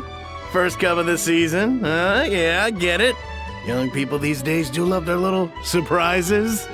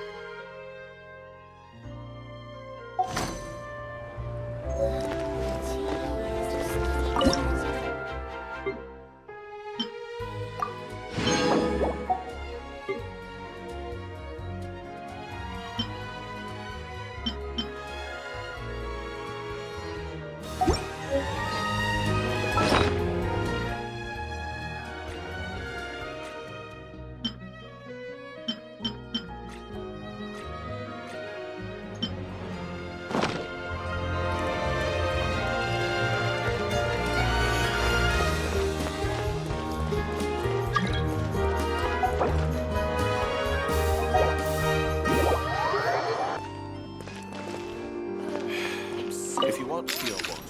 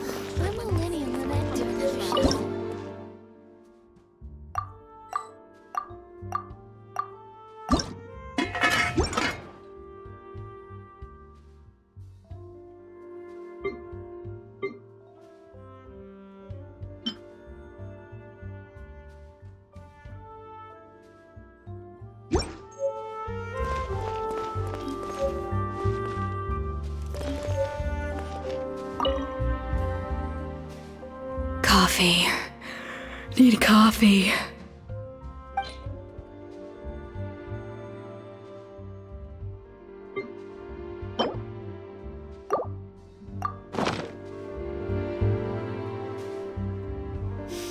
I smell coffee.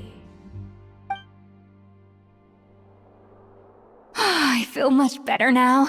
Thank you so much, Traveler and Paimon. Glad to hear it, but make sure to catch up on your sleep when you get the chance. I think I figured out where the problem lies. Honestly, it's ridiculous. I don't know whether to laugh or cry. Wait, what investigation? What are you guys talking about?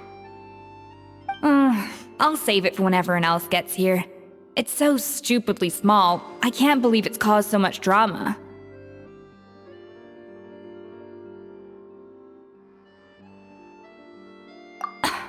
Yes, except my failures were stepping stones to success.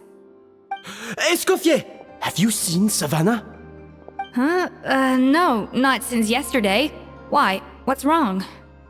After seeing her home yesterday, we were all a little concerned about how she was doing. So, I dropped by her place early this morning to check on her. Only to find an empty house with the doors wide open. I left Alphonse and the others to keep watch at her home, while I checked the Hotel Debord. I'm worried something bad might have happened. If she's not here, then where could she be? Boss, Escoffier, bad news. Alphonse? You're supposed to be keeping watch at Savannah's house. We were, but then, just after you left, we found this stuff in her house. Oh, looks like a map with a bunch of random places circled. What does it mean? Wait a second. This feels familiar. I'm sure these places are all connected somehow. Of course, from the Codex. They're all places that Modeste explored on his adventures. Yeah, but I don't understand. The adventure logs in the Codex are too fragmented to be of any use. How come this map shows all the missing details? The Codex Debord? Then, this place marked in red out at sea. Could that be the fabled birthplace of Karakter Debord? Seriously? So now she set her sights on finding the original recipe and beating Escoffier that way? Geez, Savannah. Anything to overcome a gâteau plateau, huh? Ugh, idiot! Does she have a death wish? Those ruins are thousands of years old. Hold on, there's more. Besides the map, we also found these letters.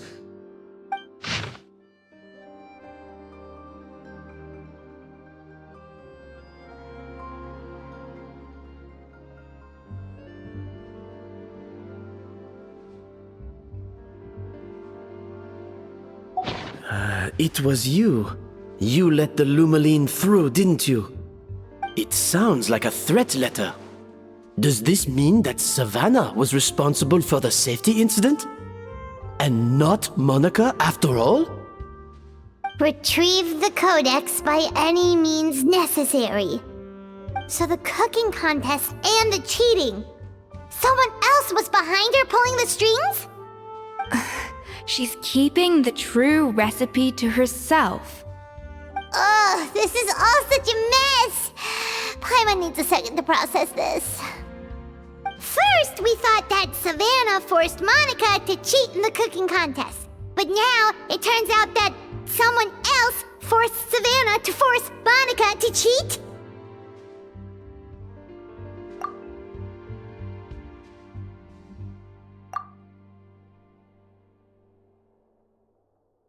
You're finally here. Of course. I should have put two and two together as soon as I read your threat letter. The food safety incident, the demand for a cooking contest, the instruction to blackmail Monica, even the suggestion that Escoffier was keeping secrets from me. It was all part of your grand plan, wasn't it, Monica?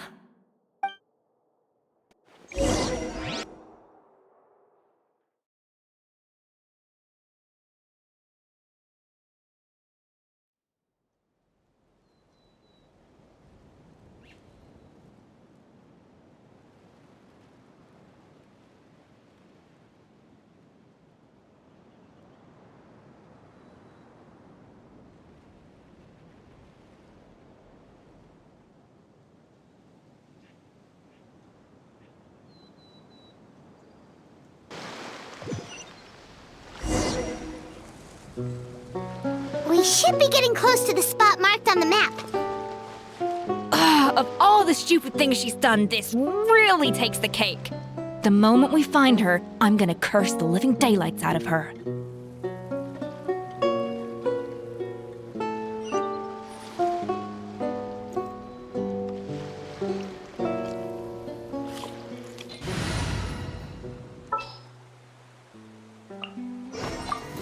Just what will we come across this time?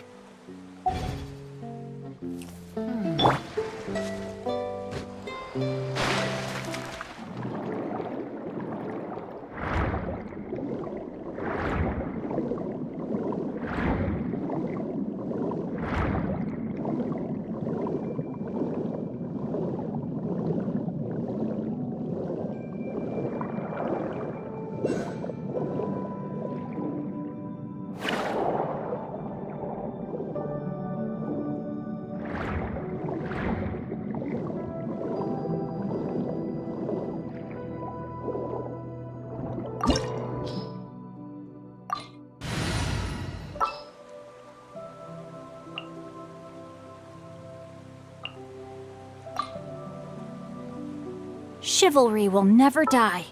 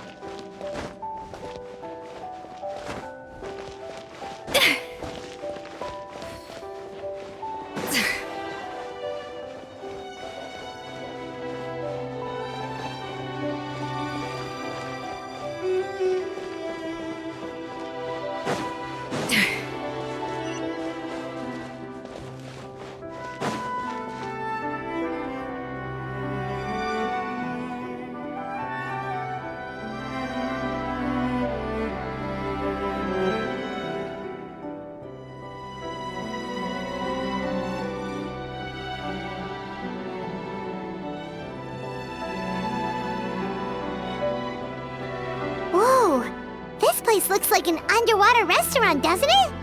Suddenly, the idea of an adventure chef finding secret ingredients makes a whole lot more sense. I think Modest's codex mentioned this place. A public bath from the time of Remoria. So yeah, definitely the kind of place that would have served food and drinks. Huh? Some blubber beasts have come to join the party? How did they get here?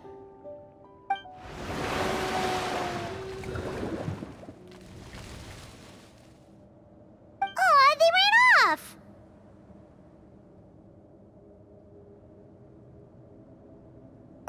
That could be easier said than done. Something's blocking the entrance. Well, did Modeste mention it in his adventure logs by any chance? They must have gotten through somehow. Good point. Yes, that's right. It's coming back to me now. We prepared a banquet for our shy little guests, and as the food flowed away on the current, they broke into a joyous chorus, and the path opened to us. We have to feed the blubber beasts? With what? There's nothing here besides rocks, maritime flowers, and lumitoile. See, this is why you should always bring snacks. You never know when you're gonna need them. Now we have to head all the way back to shore and grab some. There is no time for that. Maritime flowers and lumitoile will have to do. They may not look appetizing to us, but who knows? They could be blubber beast delicacies. Wait, we're seriously gonna try this?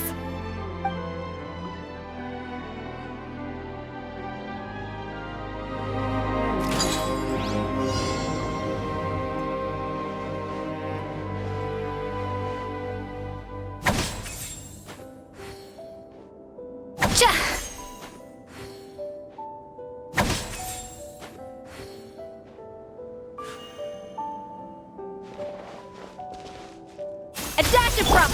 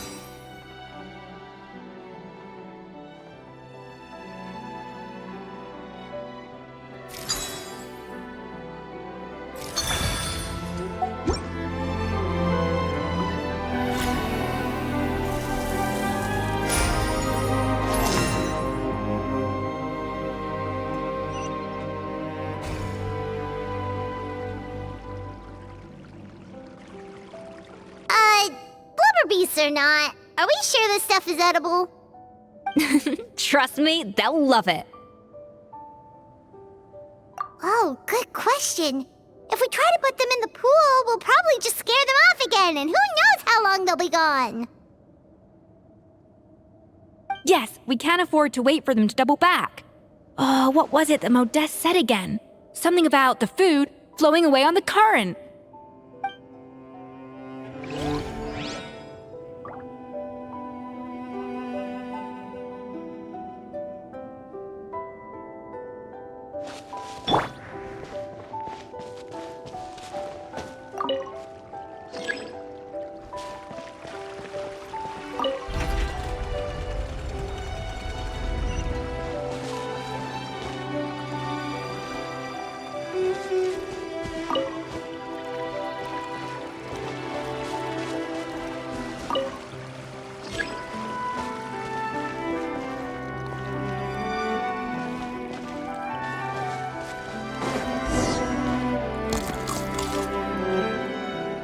Wow, it's really singing!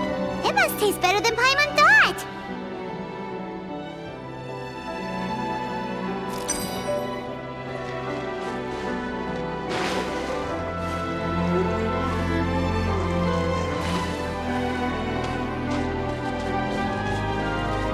The tracks turned back again.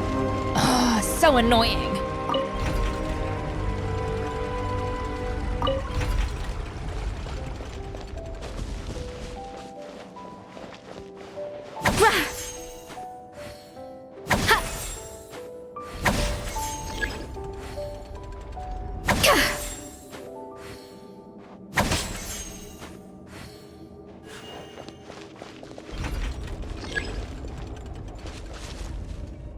off to the freezer!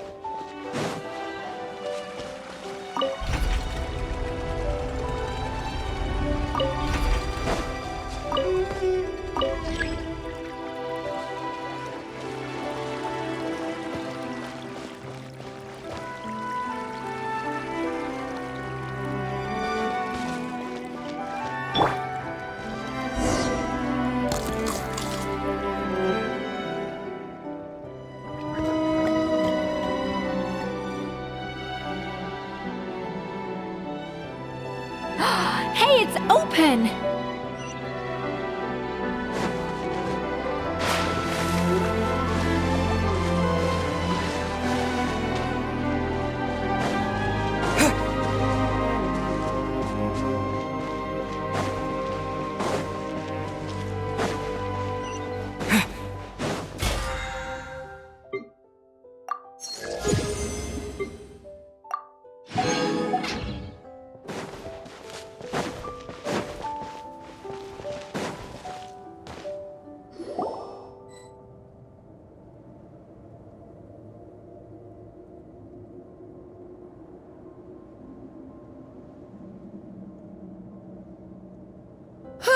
Hey, give me your water.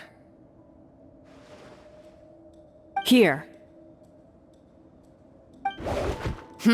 I said your water, the one you just drank out of? Sure.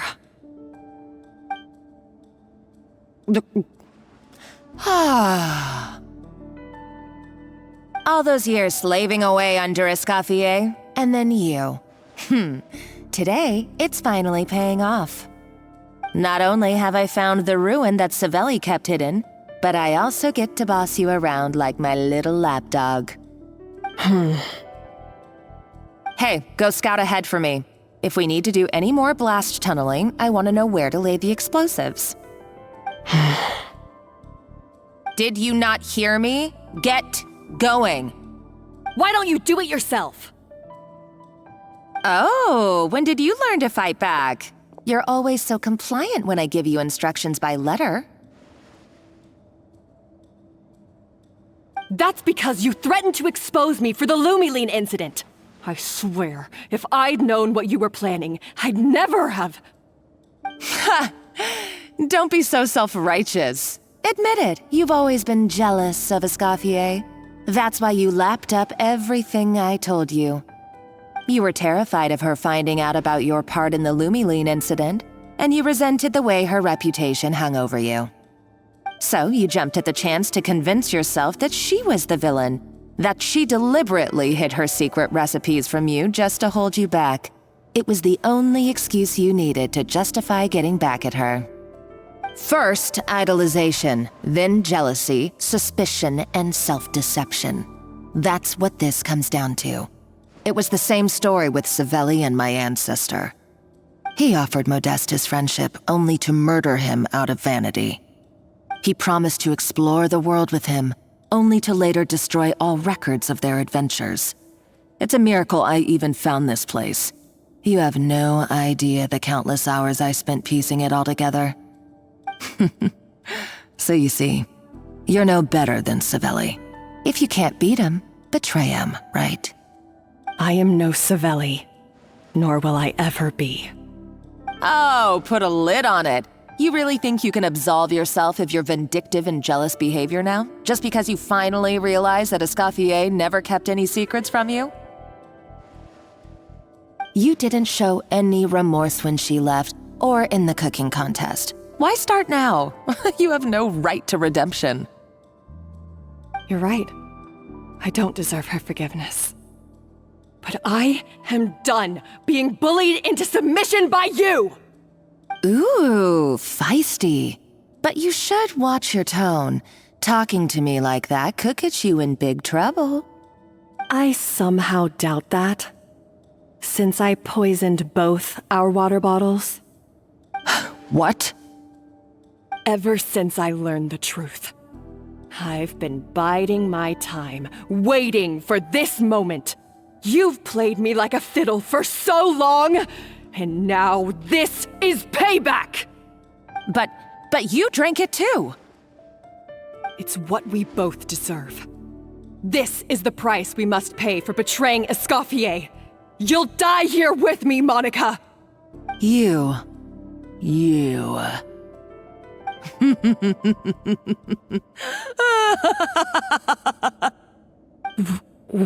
What's so funny?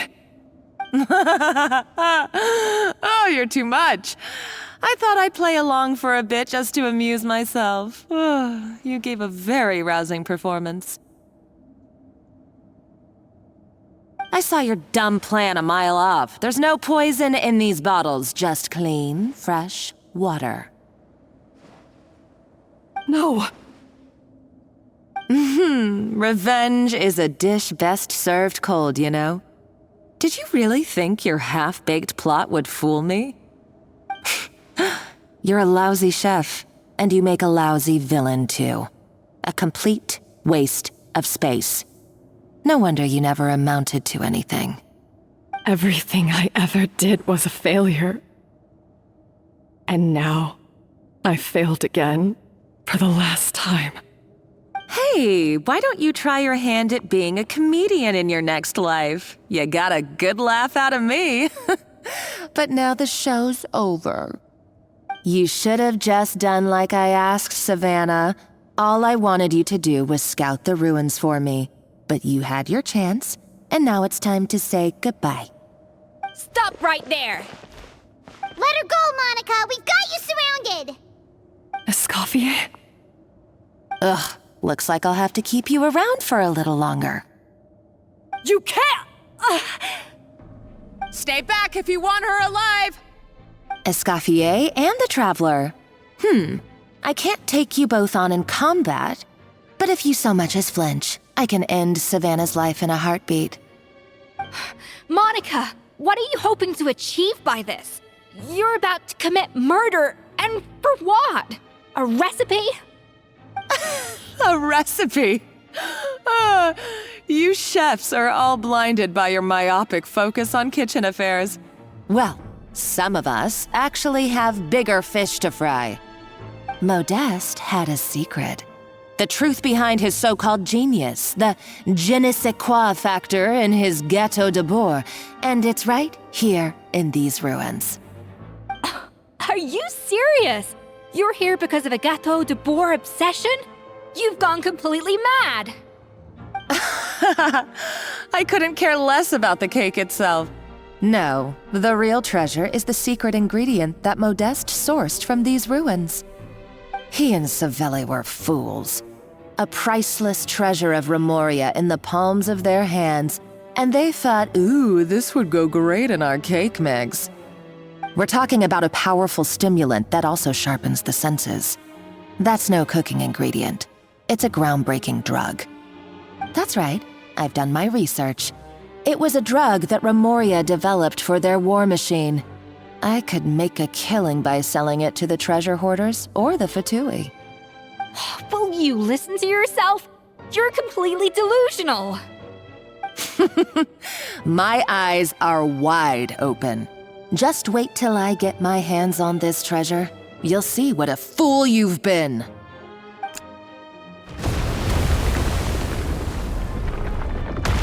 Wait, what's that sound? Just when I thought she couldn't get any crazier. She's lucky the whole place didn't collapse. Uh-oh, Savannah's gone too! Monica must have taken her. Oh, what a coward. She's only taken her hostage because she knows that she's no match for you. That's true. Even if she finds the treasure, she'll need Savannah alive if she wants to get out of here in one piece. Oh, well, our path's been blocked, so let's look for another route.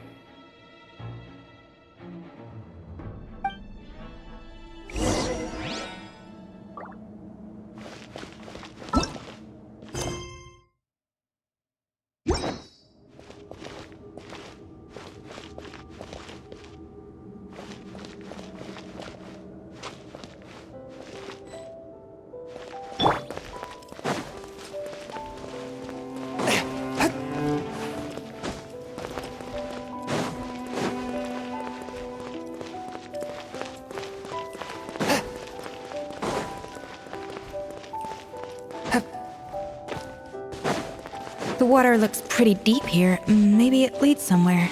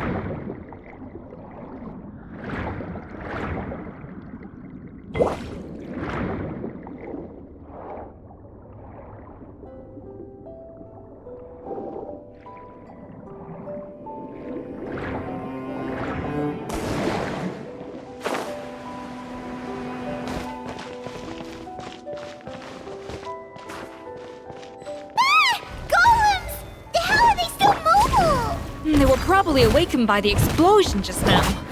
Alright, Nice Skills 101. Time for some rough chopping.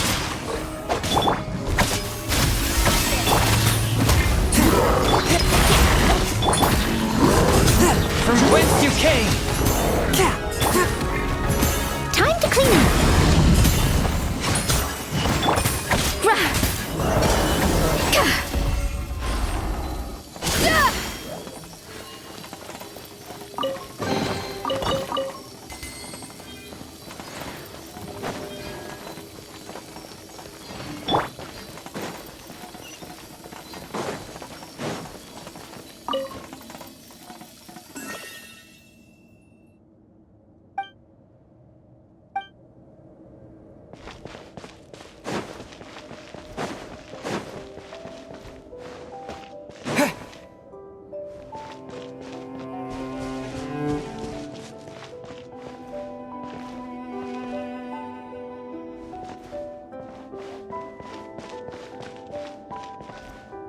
Another door?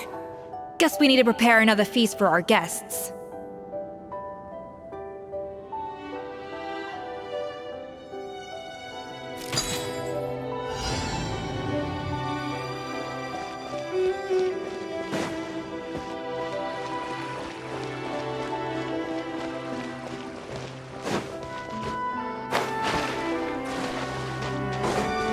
Hey, be careful! Scare them off too much and they might not come back again.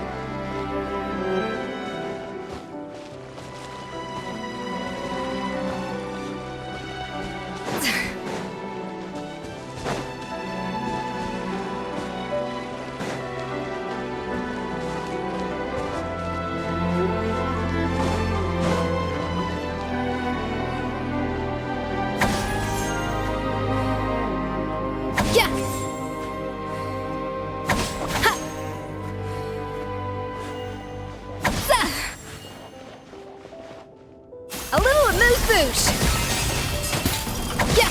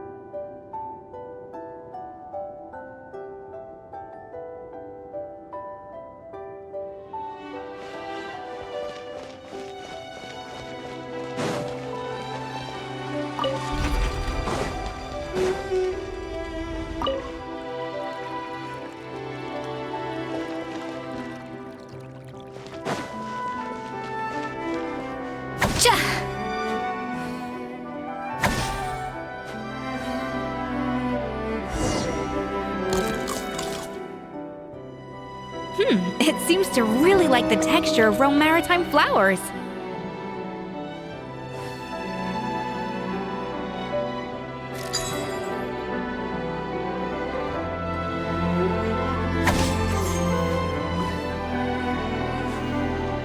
A dash of frosting!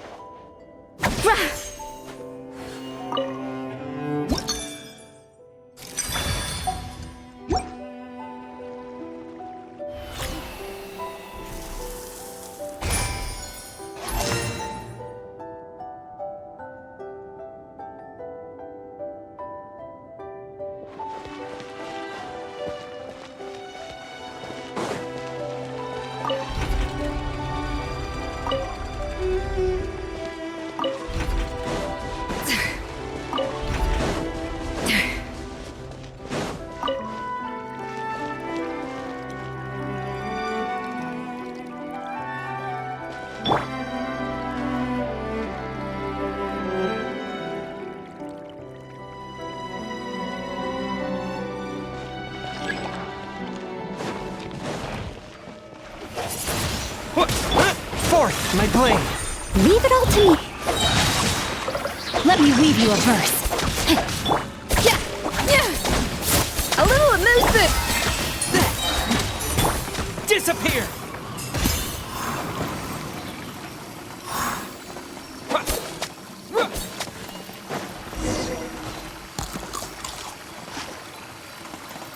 I never knew you could process Lumitwol like that. Alright, I've got to jot this down. Lumitwols and maritime flowers. This could open the door to a whole new world. Yep, that's literally the plan. Wait, hold on. Which door are you talking about?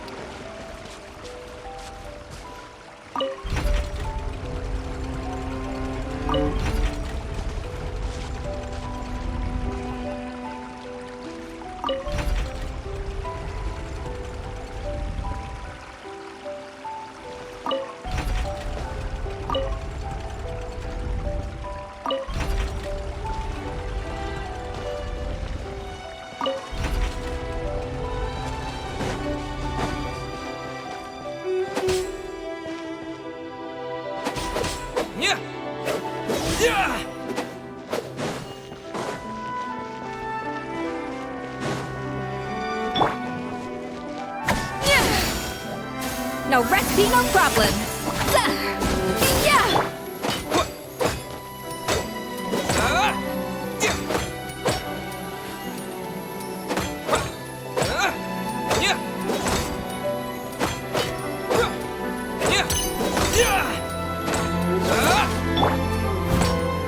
A touch of frost.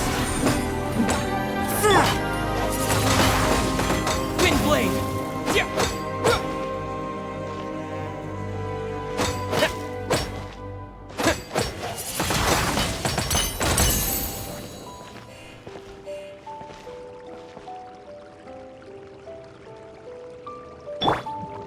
Up to the freezer.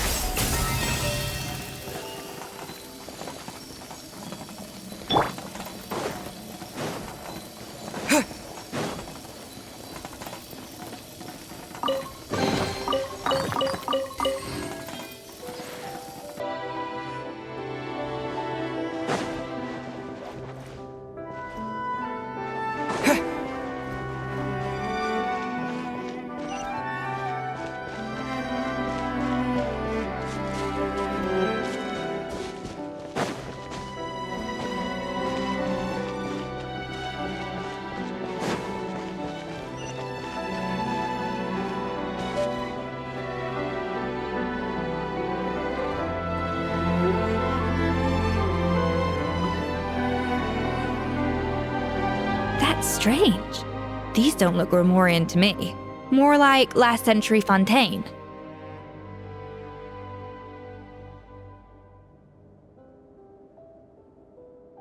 Adventurers from last century Fontaine, huh?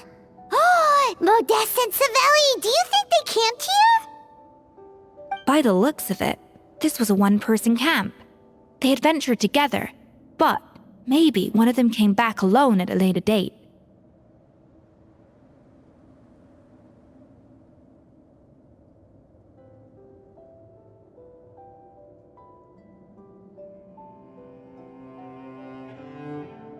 Huh, you really think so? Trust our adventurers' instincts. We're pros at this stuff, just like you're a pro in the kitchen.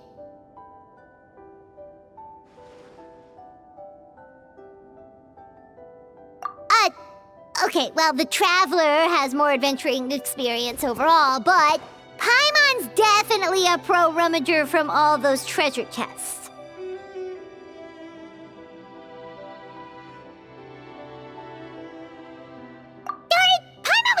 To show off her rummaging skills. Huh, no kidding. Are all adventurers so obsessed with journaling? I mean, I guess I take a lot of notes when I'm cooking as well, but I thought that was just me. Anyway, let's find out who was here. It's been years since I've last visited these ruins. It's exactly the way I remember it. This place probably hasn't changed in millennia. Sadly, up above, on dry land, everything has changed. The treasure of Remoria. That's what we used to call it. Modeste was right about its potential. It turned Hotel Debord into a national sensation. Our limited stock of the substance meant that the gâteau could only be produced on a small scale, but this only drove up the popularity all the more. Modeste was right about that too. He predicted all of it. He was praised as a genius, while I, as the one person who'd ever disagreed with him, was labeled a talentless fool. Modeste tried his best to console me, but I knew better than anyone just how great the gulf was between us. Our conversations grew scarce, and we saw less and less of each other. I didn't fight it. He had new friends and a career of his own. Why invite further disdain by inserting myself where I did not belong? I told myself that maybe one day, when I finally created a masterpiece of my own, I'd be able to face him without shame. Or maybe one day, when I've put these feelings of self-loathing behind me, I'd be able to ask him with a smile on my face, how about we go on one more adventure, for old time's sake? Unfortunately, that day will never come. So it was Savelli. From the sounds of it, he came back after Modeste had already died. I always thought it was just a legend. But if it's true, then this must be the place where they found their secret ingredient, the birthplace of Hotel Debord. In that case, what does that say about the death of Modeste? If it's all true, maybe Savelli really did have something to do with it.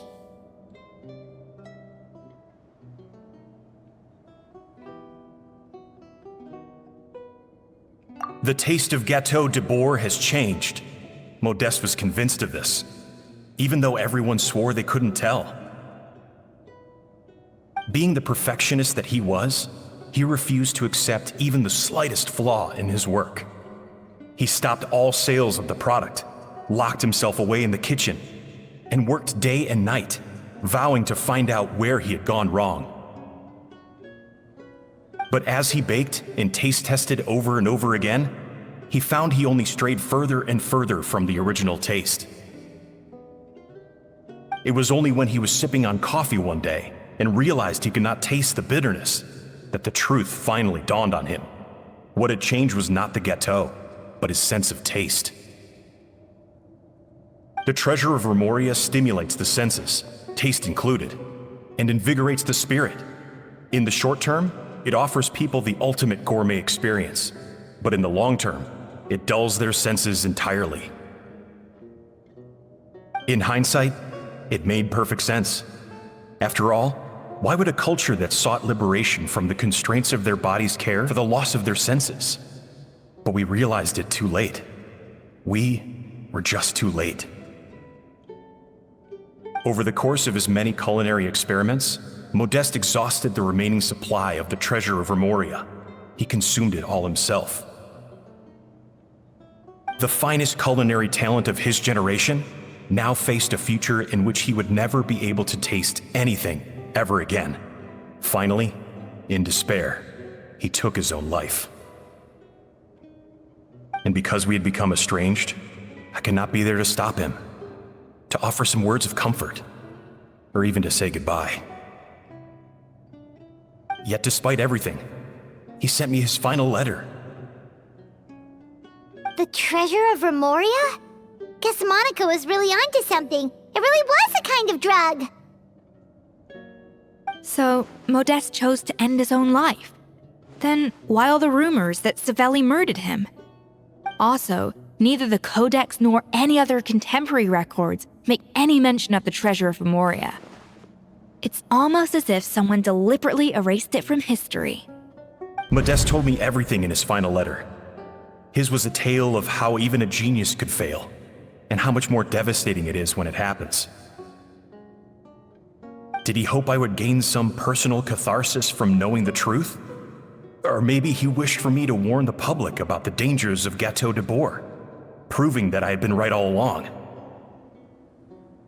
But if the public ever learned how Modeste's greatest triumph became his undoing, his fall from grace would be swift and merciless. 1 minute a genius, the next a joke. It would surely spell the end for his restaurant too. What would be his legacy then?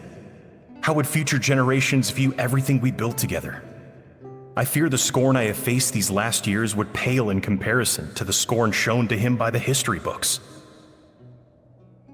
I cannot let that come to pass. I will do what I must to protect his name. It will mean tampering with his notes to remove the damning details, leaving mere fragments of our story behind. It may lead his family to suspect me of having a hand in his demise. But if that's the price of destroying all evidence of my crimes, then so be it.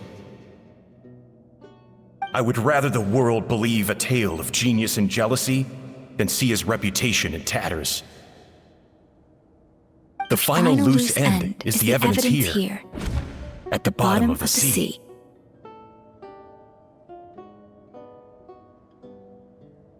Huh? What's wrong? Didn't we say Savannah should be safe for now? So we thought, but if Monica finds out what happened to the treasure, there's no telling what she might do.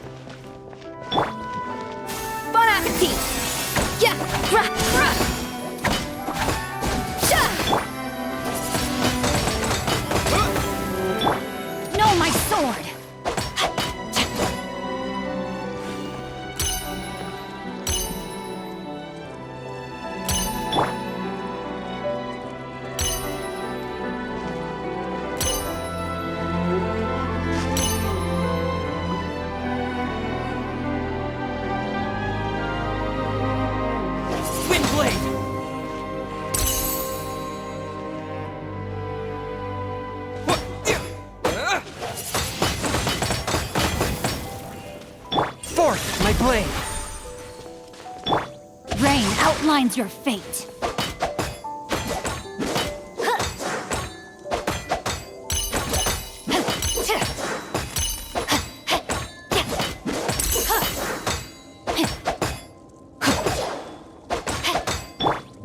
An inspired melange.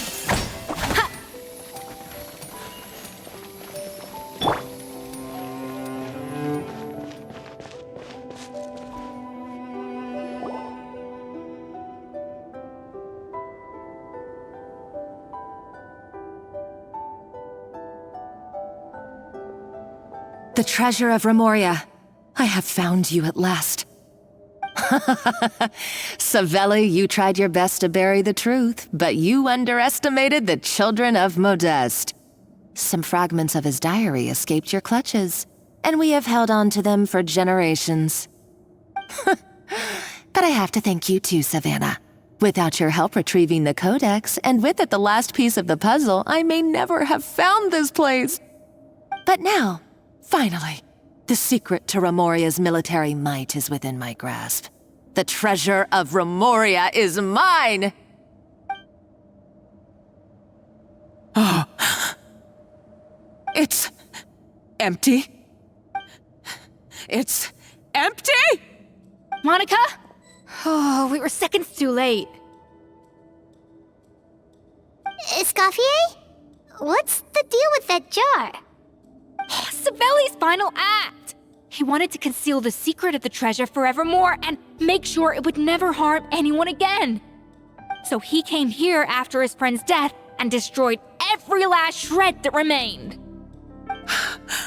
This can't be happening!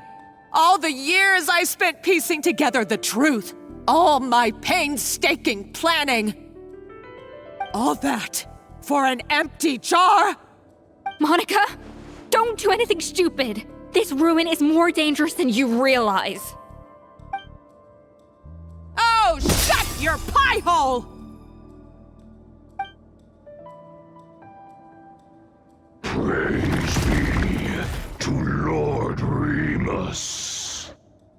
You barbarian shall be slain.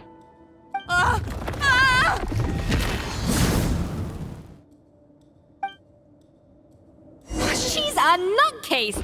A liability to herself and everyone else! Well, now it's up to us to clean up the mess she's made. Take these golems out!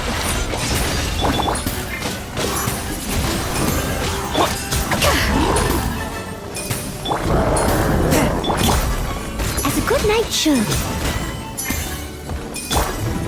Bon appetit!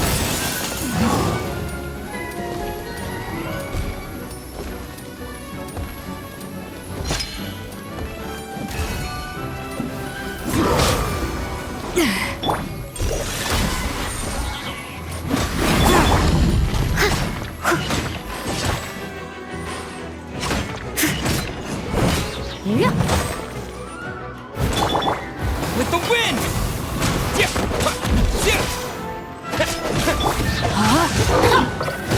Witness the power of Gua.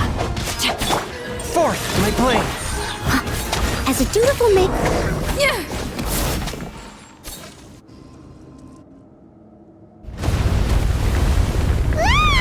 Why is this place still shaking?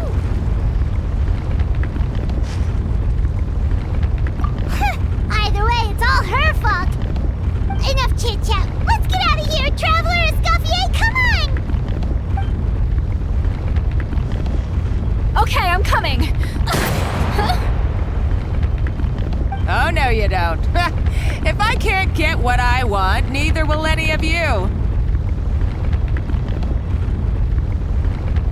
I've got nothing to show for my life's work so far. But if I can take another so-called genius down with me in my final moment, then it was all worth it. You're a psycho!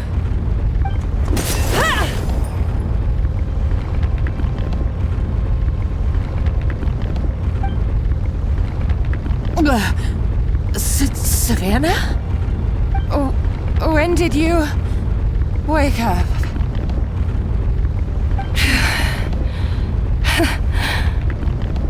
I may be a lousy chef, But it looks like I'm not a complete waste of space.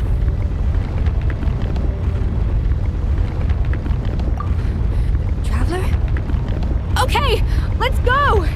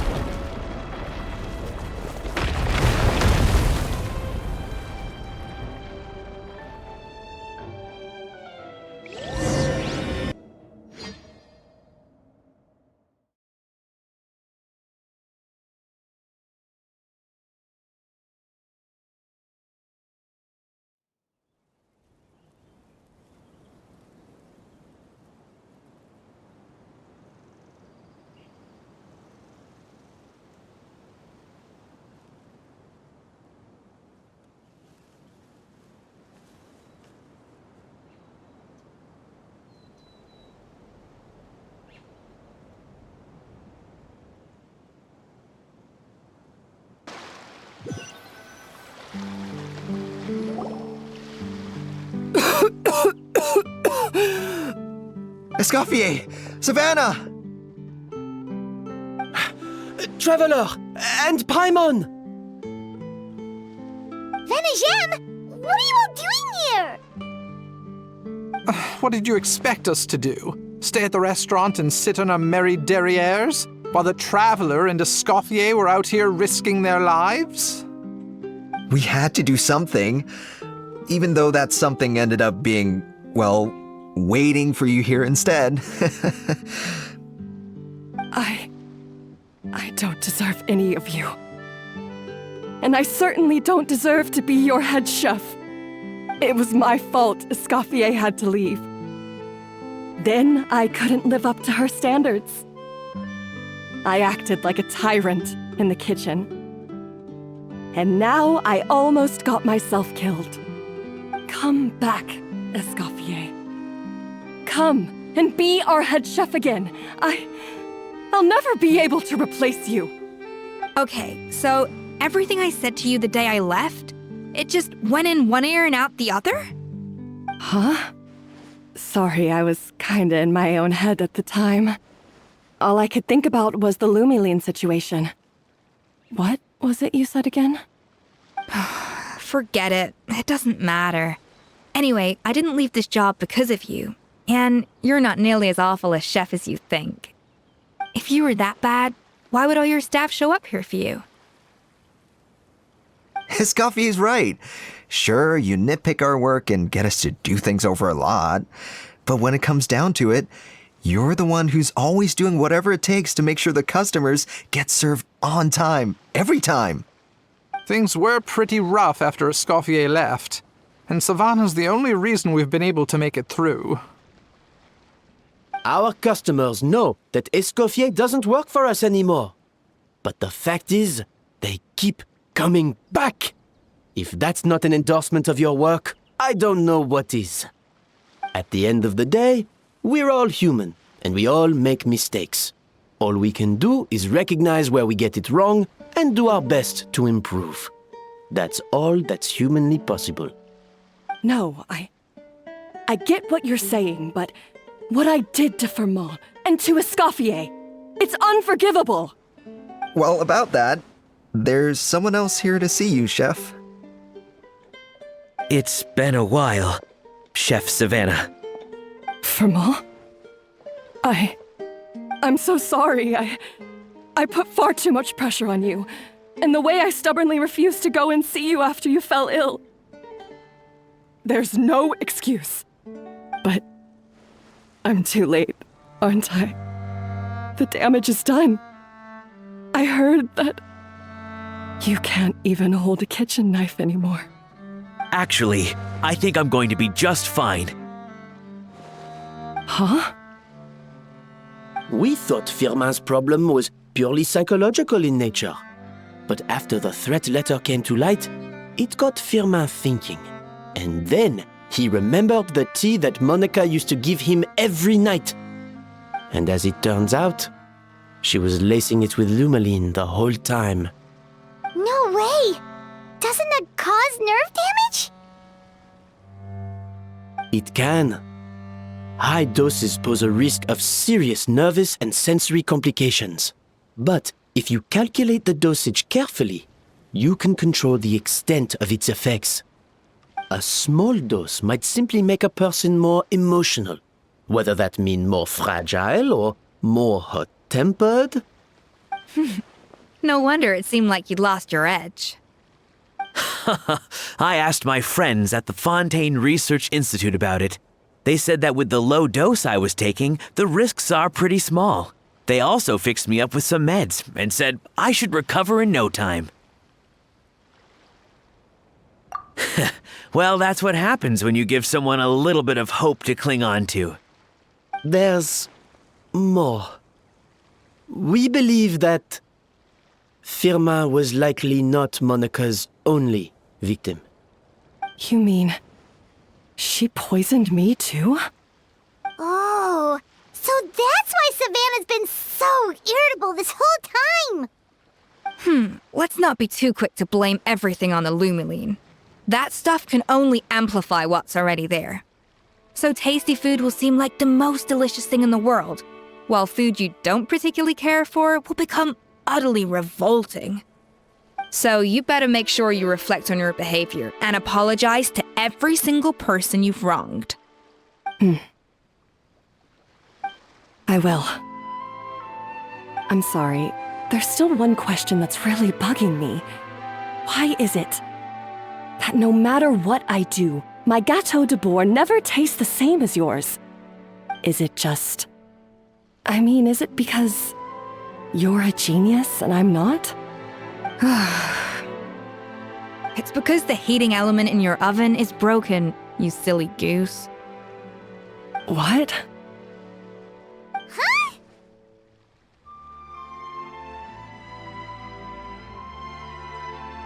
I felt like something was off during the cooking contest. Once I got around to checking all the equipment, I noticed it right away.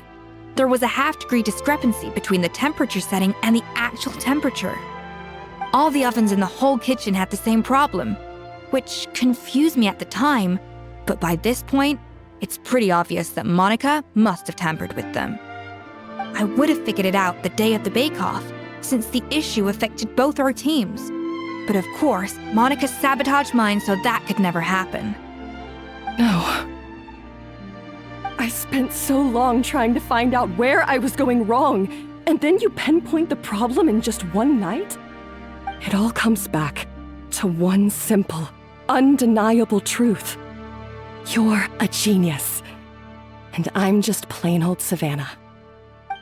Oh, cut it out! Stop the woe is me act for a second and just think. I came up with this recipe. You don't think that might have something to do with it? Do you know how long I spent perfecting my Gâteau Debord? 3 years! 3 whole years! I know this dish inside out, back to front and upside down. And you've been head chef now for what, 6 months? If that? A couple hundred failed attempts, and you're gonna throw in the kitchen towel and declare you'll never be successful because you're not a genius. You clearly have no idea how many kitchen failures I've had under my belt, or just how long it took me to finally get my recipe to a level I was satisfied with. Genius or not, everyone makes mistakes. Modeste did, Savelli did, everyone does. You're only a lousy chef if you don't face up to your mistakes, learn from them, and then keep chipping away until you crack the problem once and for all. Surely you haven't forgotten all that. You were no lousy chef back when I handed you the reins. I haven't forgotten. And I'll make sure I never do. That's our head chef. Ha-ha! Sounds like we won't need another changing of the guard in the Hotel Debord kitchen anytime soon. Huzzah! Aw, what a perfect ending to a crazy journey. Look how happy everyone is. So you got your mojo back now? Yeah. Thanks to you, Escoffier. In fact, no. Thanks to all of you. Aw, friends again. finally settle their beef.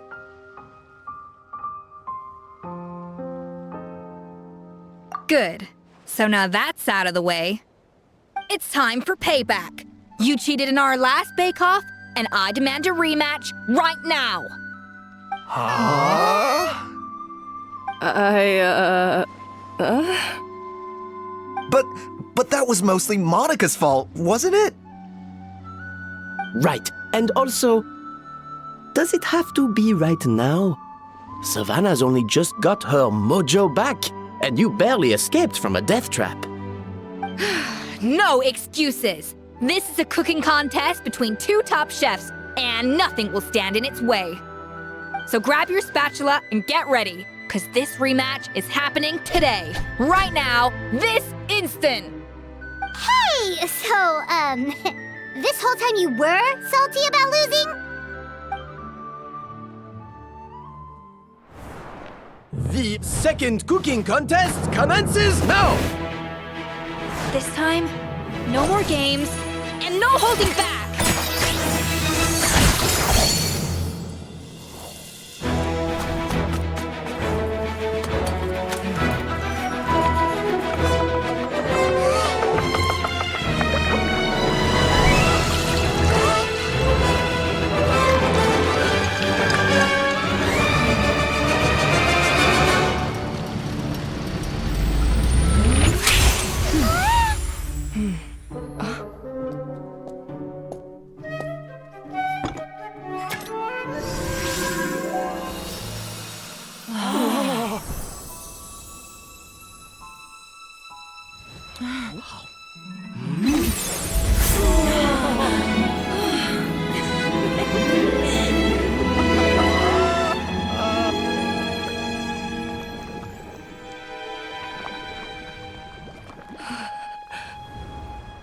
I feel like I don't have the right to be here. Hey, what are you so afraid of? You can't unbake it now. And if you don't serve it, then good or bad, you'll never find out how to improve. If you're too scared to fail, you'll never know what real success tastes like. So? Embrace your failure. Taste it. Digest it. That's the way to success. I don't know. Sounds like it's easier said than done. I'll do it.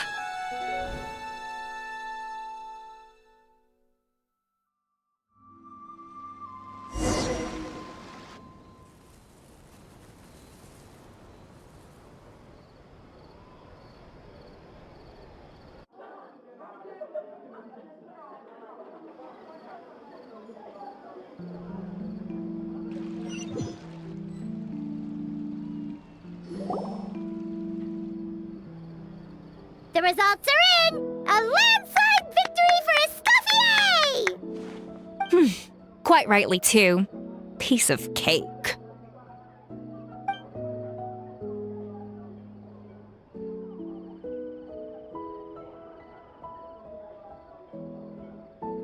Oh yeah, look at that! Savannah looks pretty chipper too, considering she lost.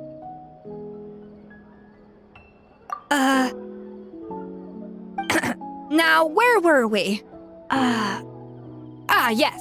Do you have any more questions for me after everything that's happened? I thought Navia would have filled you in. And actually, I said all this to Savannah before I left. Although, as we saw, I don't think any of it sank in. I had two reasons for leaving. One was the food safety incident, of course. But the other was that the Hotel Debord had reached a point where it didn't need me anymore. So I decided to step down and look for new opportunities to improve myself. Improve how? Well, a while back, I got to know a fellow chef from Liyue, and in her, I saw so many new possibilities. She has that same adventurous spirit that Modeste and Sibeli had in their youth. Slime mucus, lizard tails. With her, nothing's off the table. There's a whole world of new flavors out there waiting to be explored, hiding away in ingredients we overlook. Case in point, remember those maritime flowers down in the ruins? I used them in the cooking contest just now. Did you taste the difference? What? Paimon didn't notice at all. Half of the art of cooking is dissecting the recipes of previous chefs and figuring out the exact constellation of elements that gave their work its signature taste. And the other half, it lies in freeing yourself from the confines of the kitchen. You've got to go out and explore the endless possibilities out there. Uh-oh. Paimon's suddenly not sure she wants to try your cooking anymore. Don't worry, it's not going to be a free-for-all like in Modeste's time. Before I put anything into my food, I'll obviously do my research, make sure it doesn't contain any harmful substances. In the meantime, take this. It's a recipe for Petit Gâteau Debord revised version. I tweaked it to suit your needs as busy adventurers. Hope you enjoy, and remember, feedback is always welcome. All right! So, do you ever see yourself returning to Hotel Debord? Oh, of course. I've already promised Vanishem that I'll come back every once in a while to make sure the quality of the food remains at an acceptable level. You know, Paimon's still a little disappointed that we never got to see the treasure of Remoria. Surely Monica wouldn't have gotten drawn in so deeply if it wasn't for all the mystery surrounding the original Gâteau Debord. She practically dedicated her life to finding the lost pieces of Modeste's diary, then went to all that trouble to infiltrate the Hotel Debord. And in the end, it was all for nothing.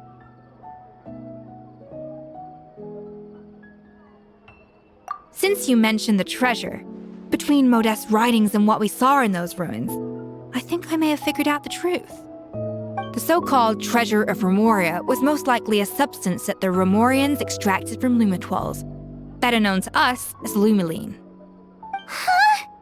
So then, why all the hype back in the early days of Gâteau Debord? Don't forget, it was a very different era. We could barely even refine sugar back then. So desserts were very much in their infancy. In a world of bland food, it's no wonder that the first thing to really excite people's taste buds took the world by storm. And as for the lumiline, it may well have been somewhat valuable in ancient times. But these days, it's just another drug from the Fontaine Research Institute. Even if Savelli hadn't destroyed it all, I doubt it would be worth that much these days.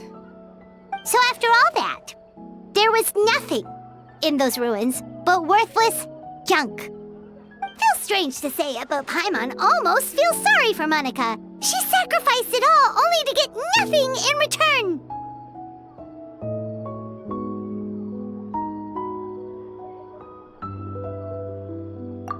Hey! Huh? Navia? You just got back from that underwater ruin, right?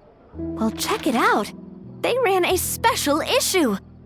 Did you see anything like this down there? Freshly unearthed from the ruins of Remoria. A magnificent jar thought to be over 1,000 years old. Experts say it has immense artistic and historical value. It could be worth an absolute fortune. Wait, isn't that the jar they used to hold the treasure? If only it was still in one piece. Some butterfingers must have dropped it or something. Ugh, it's such a shame.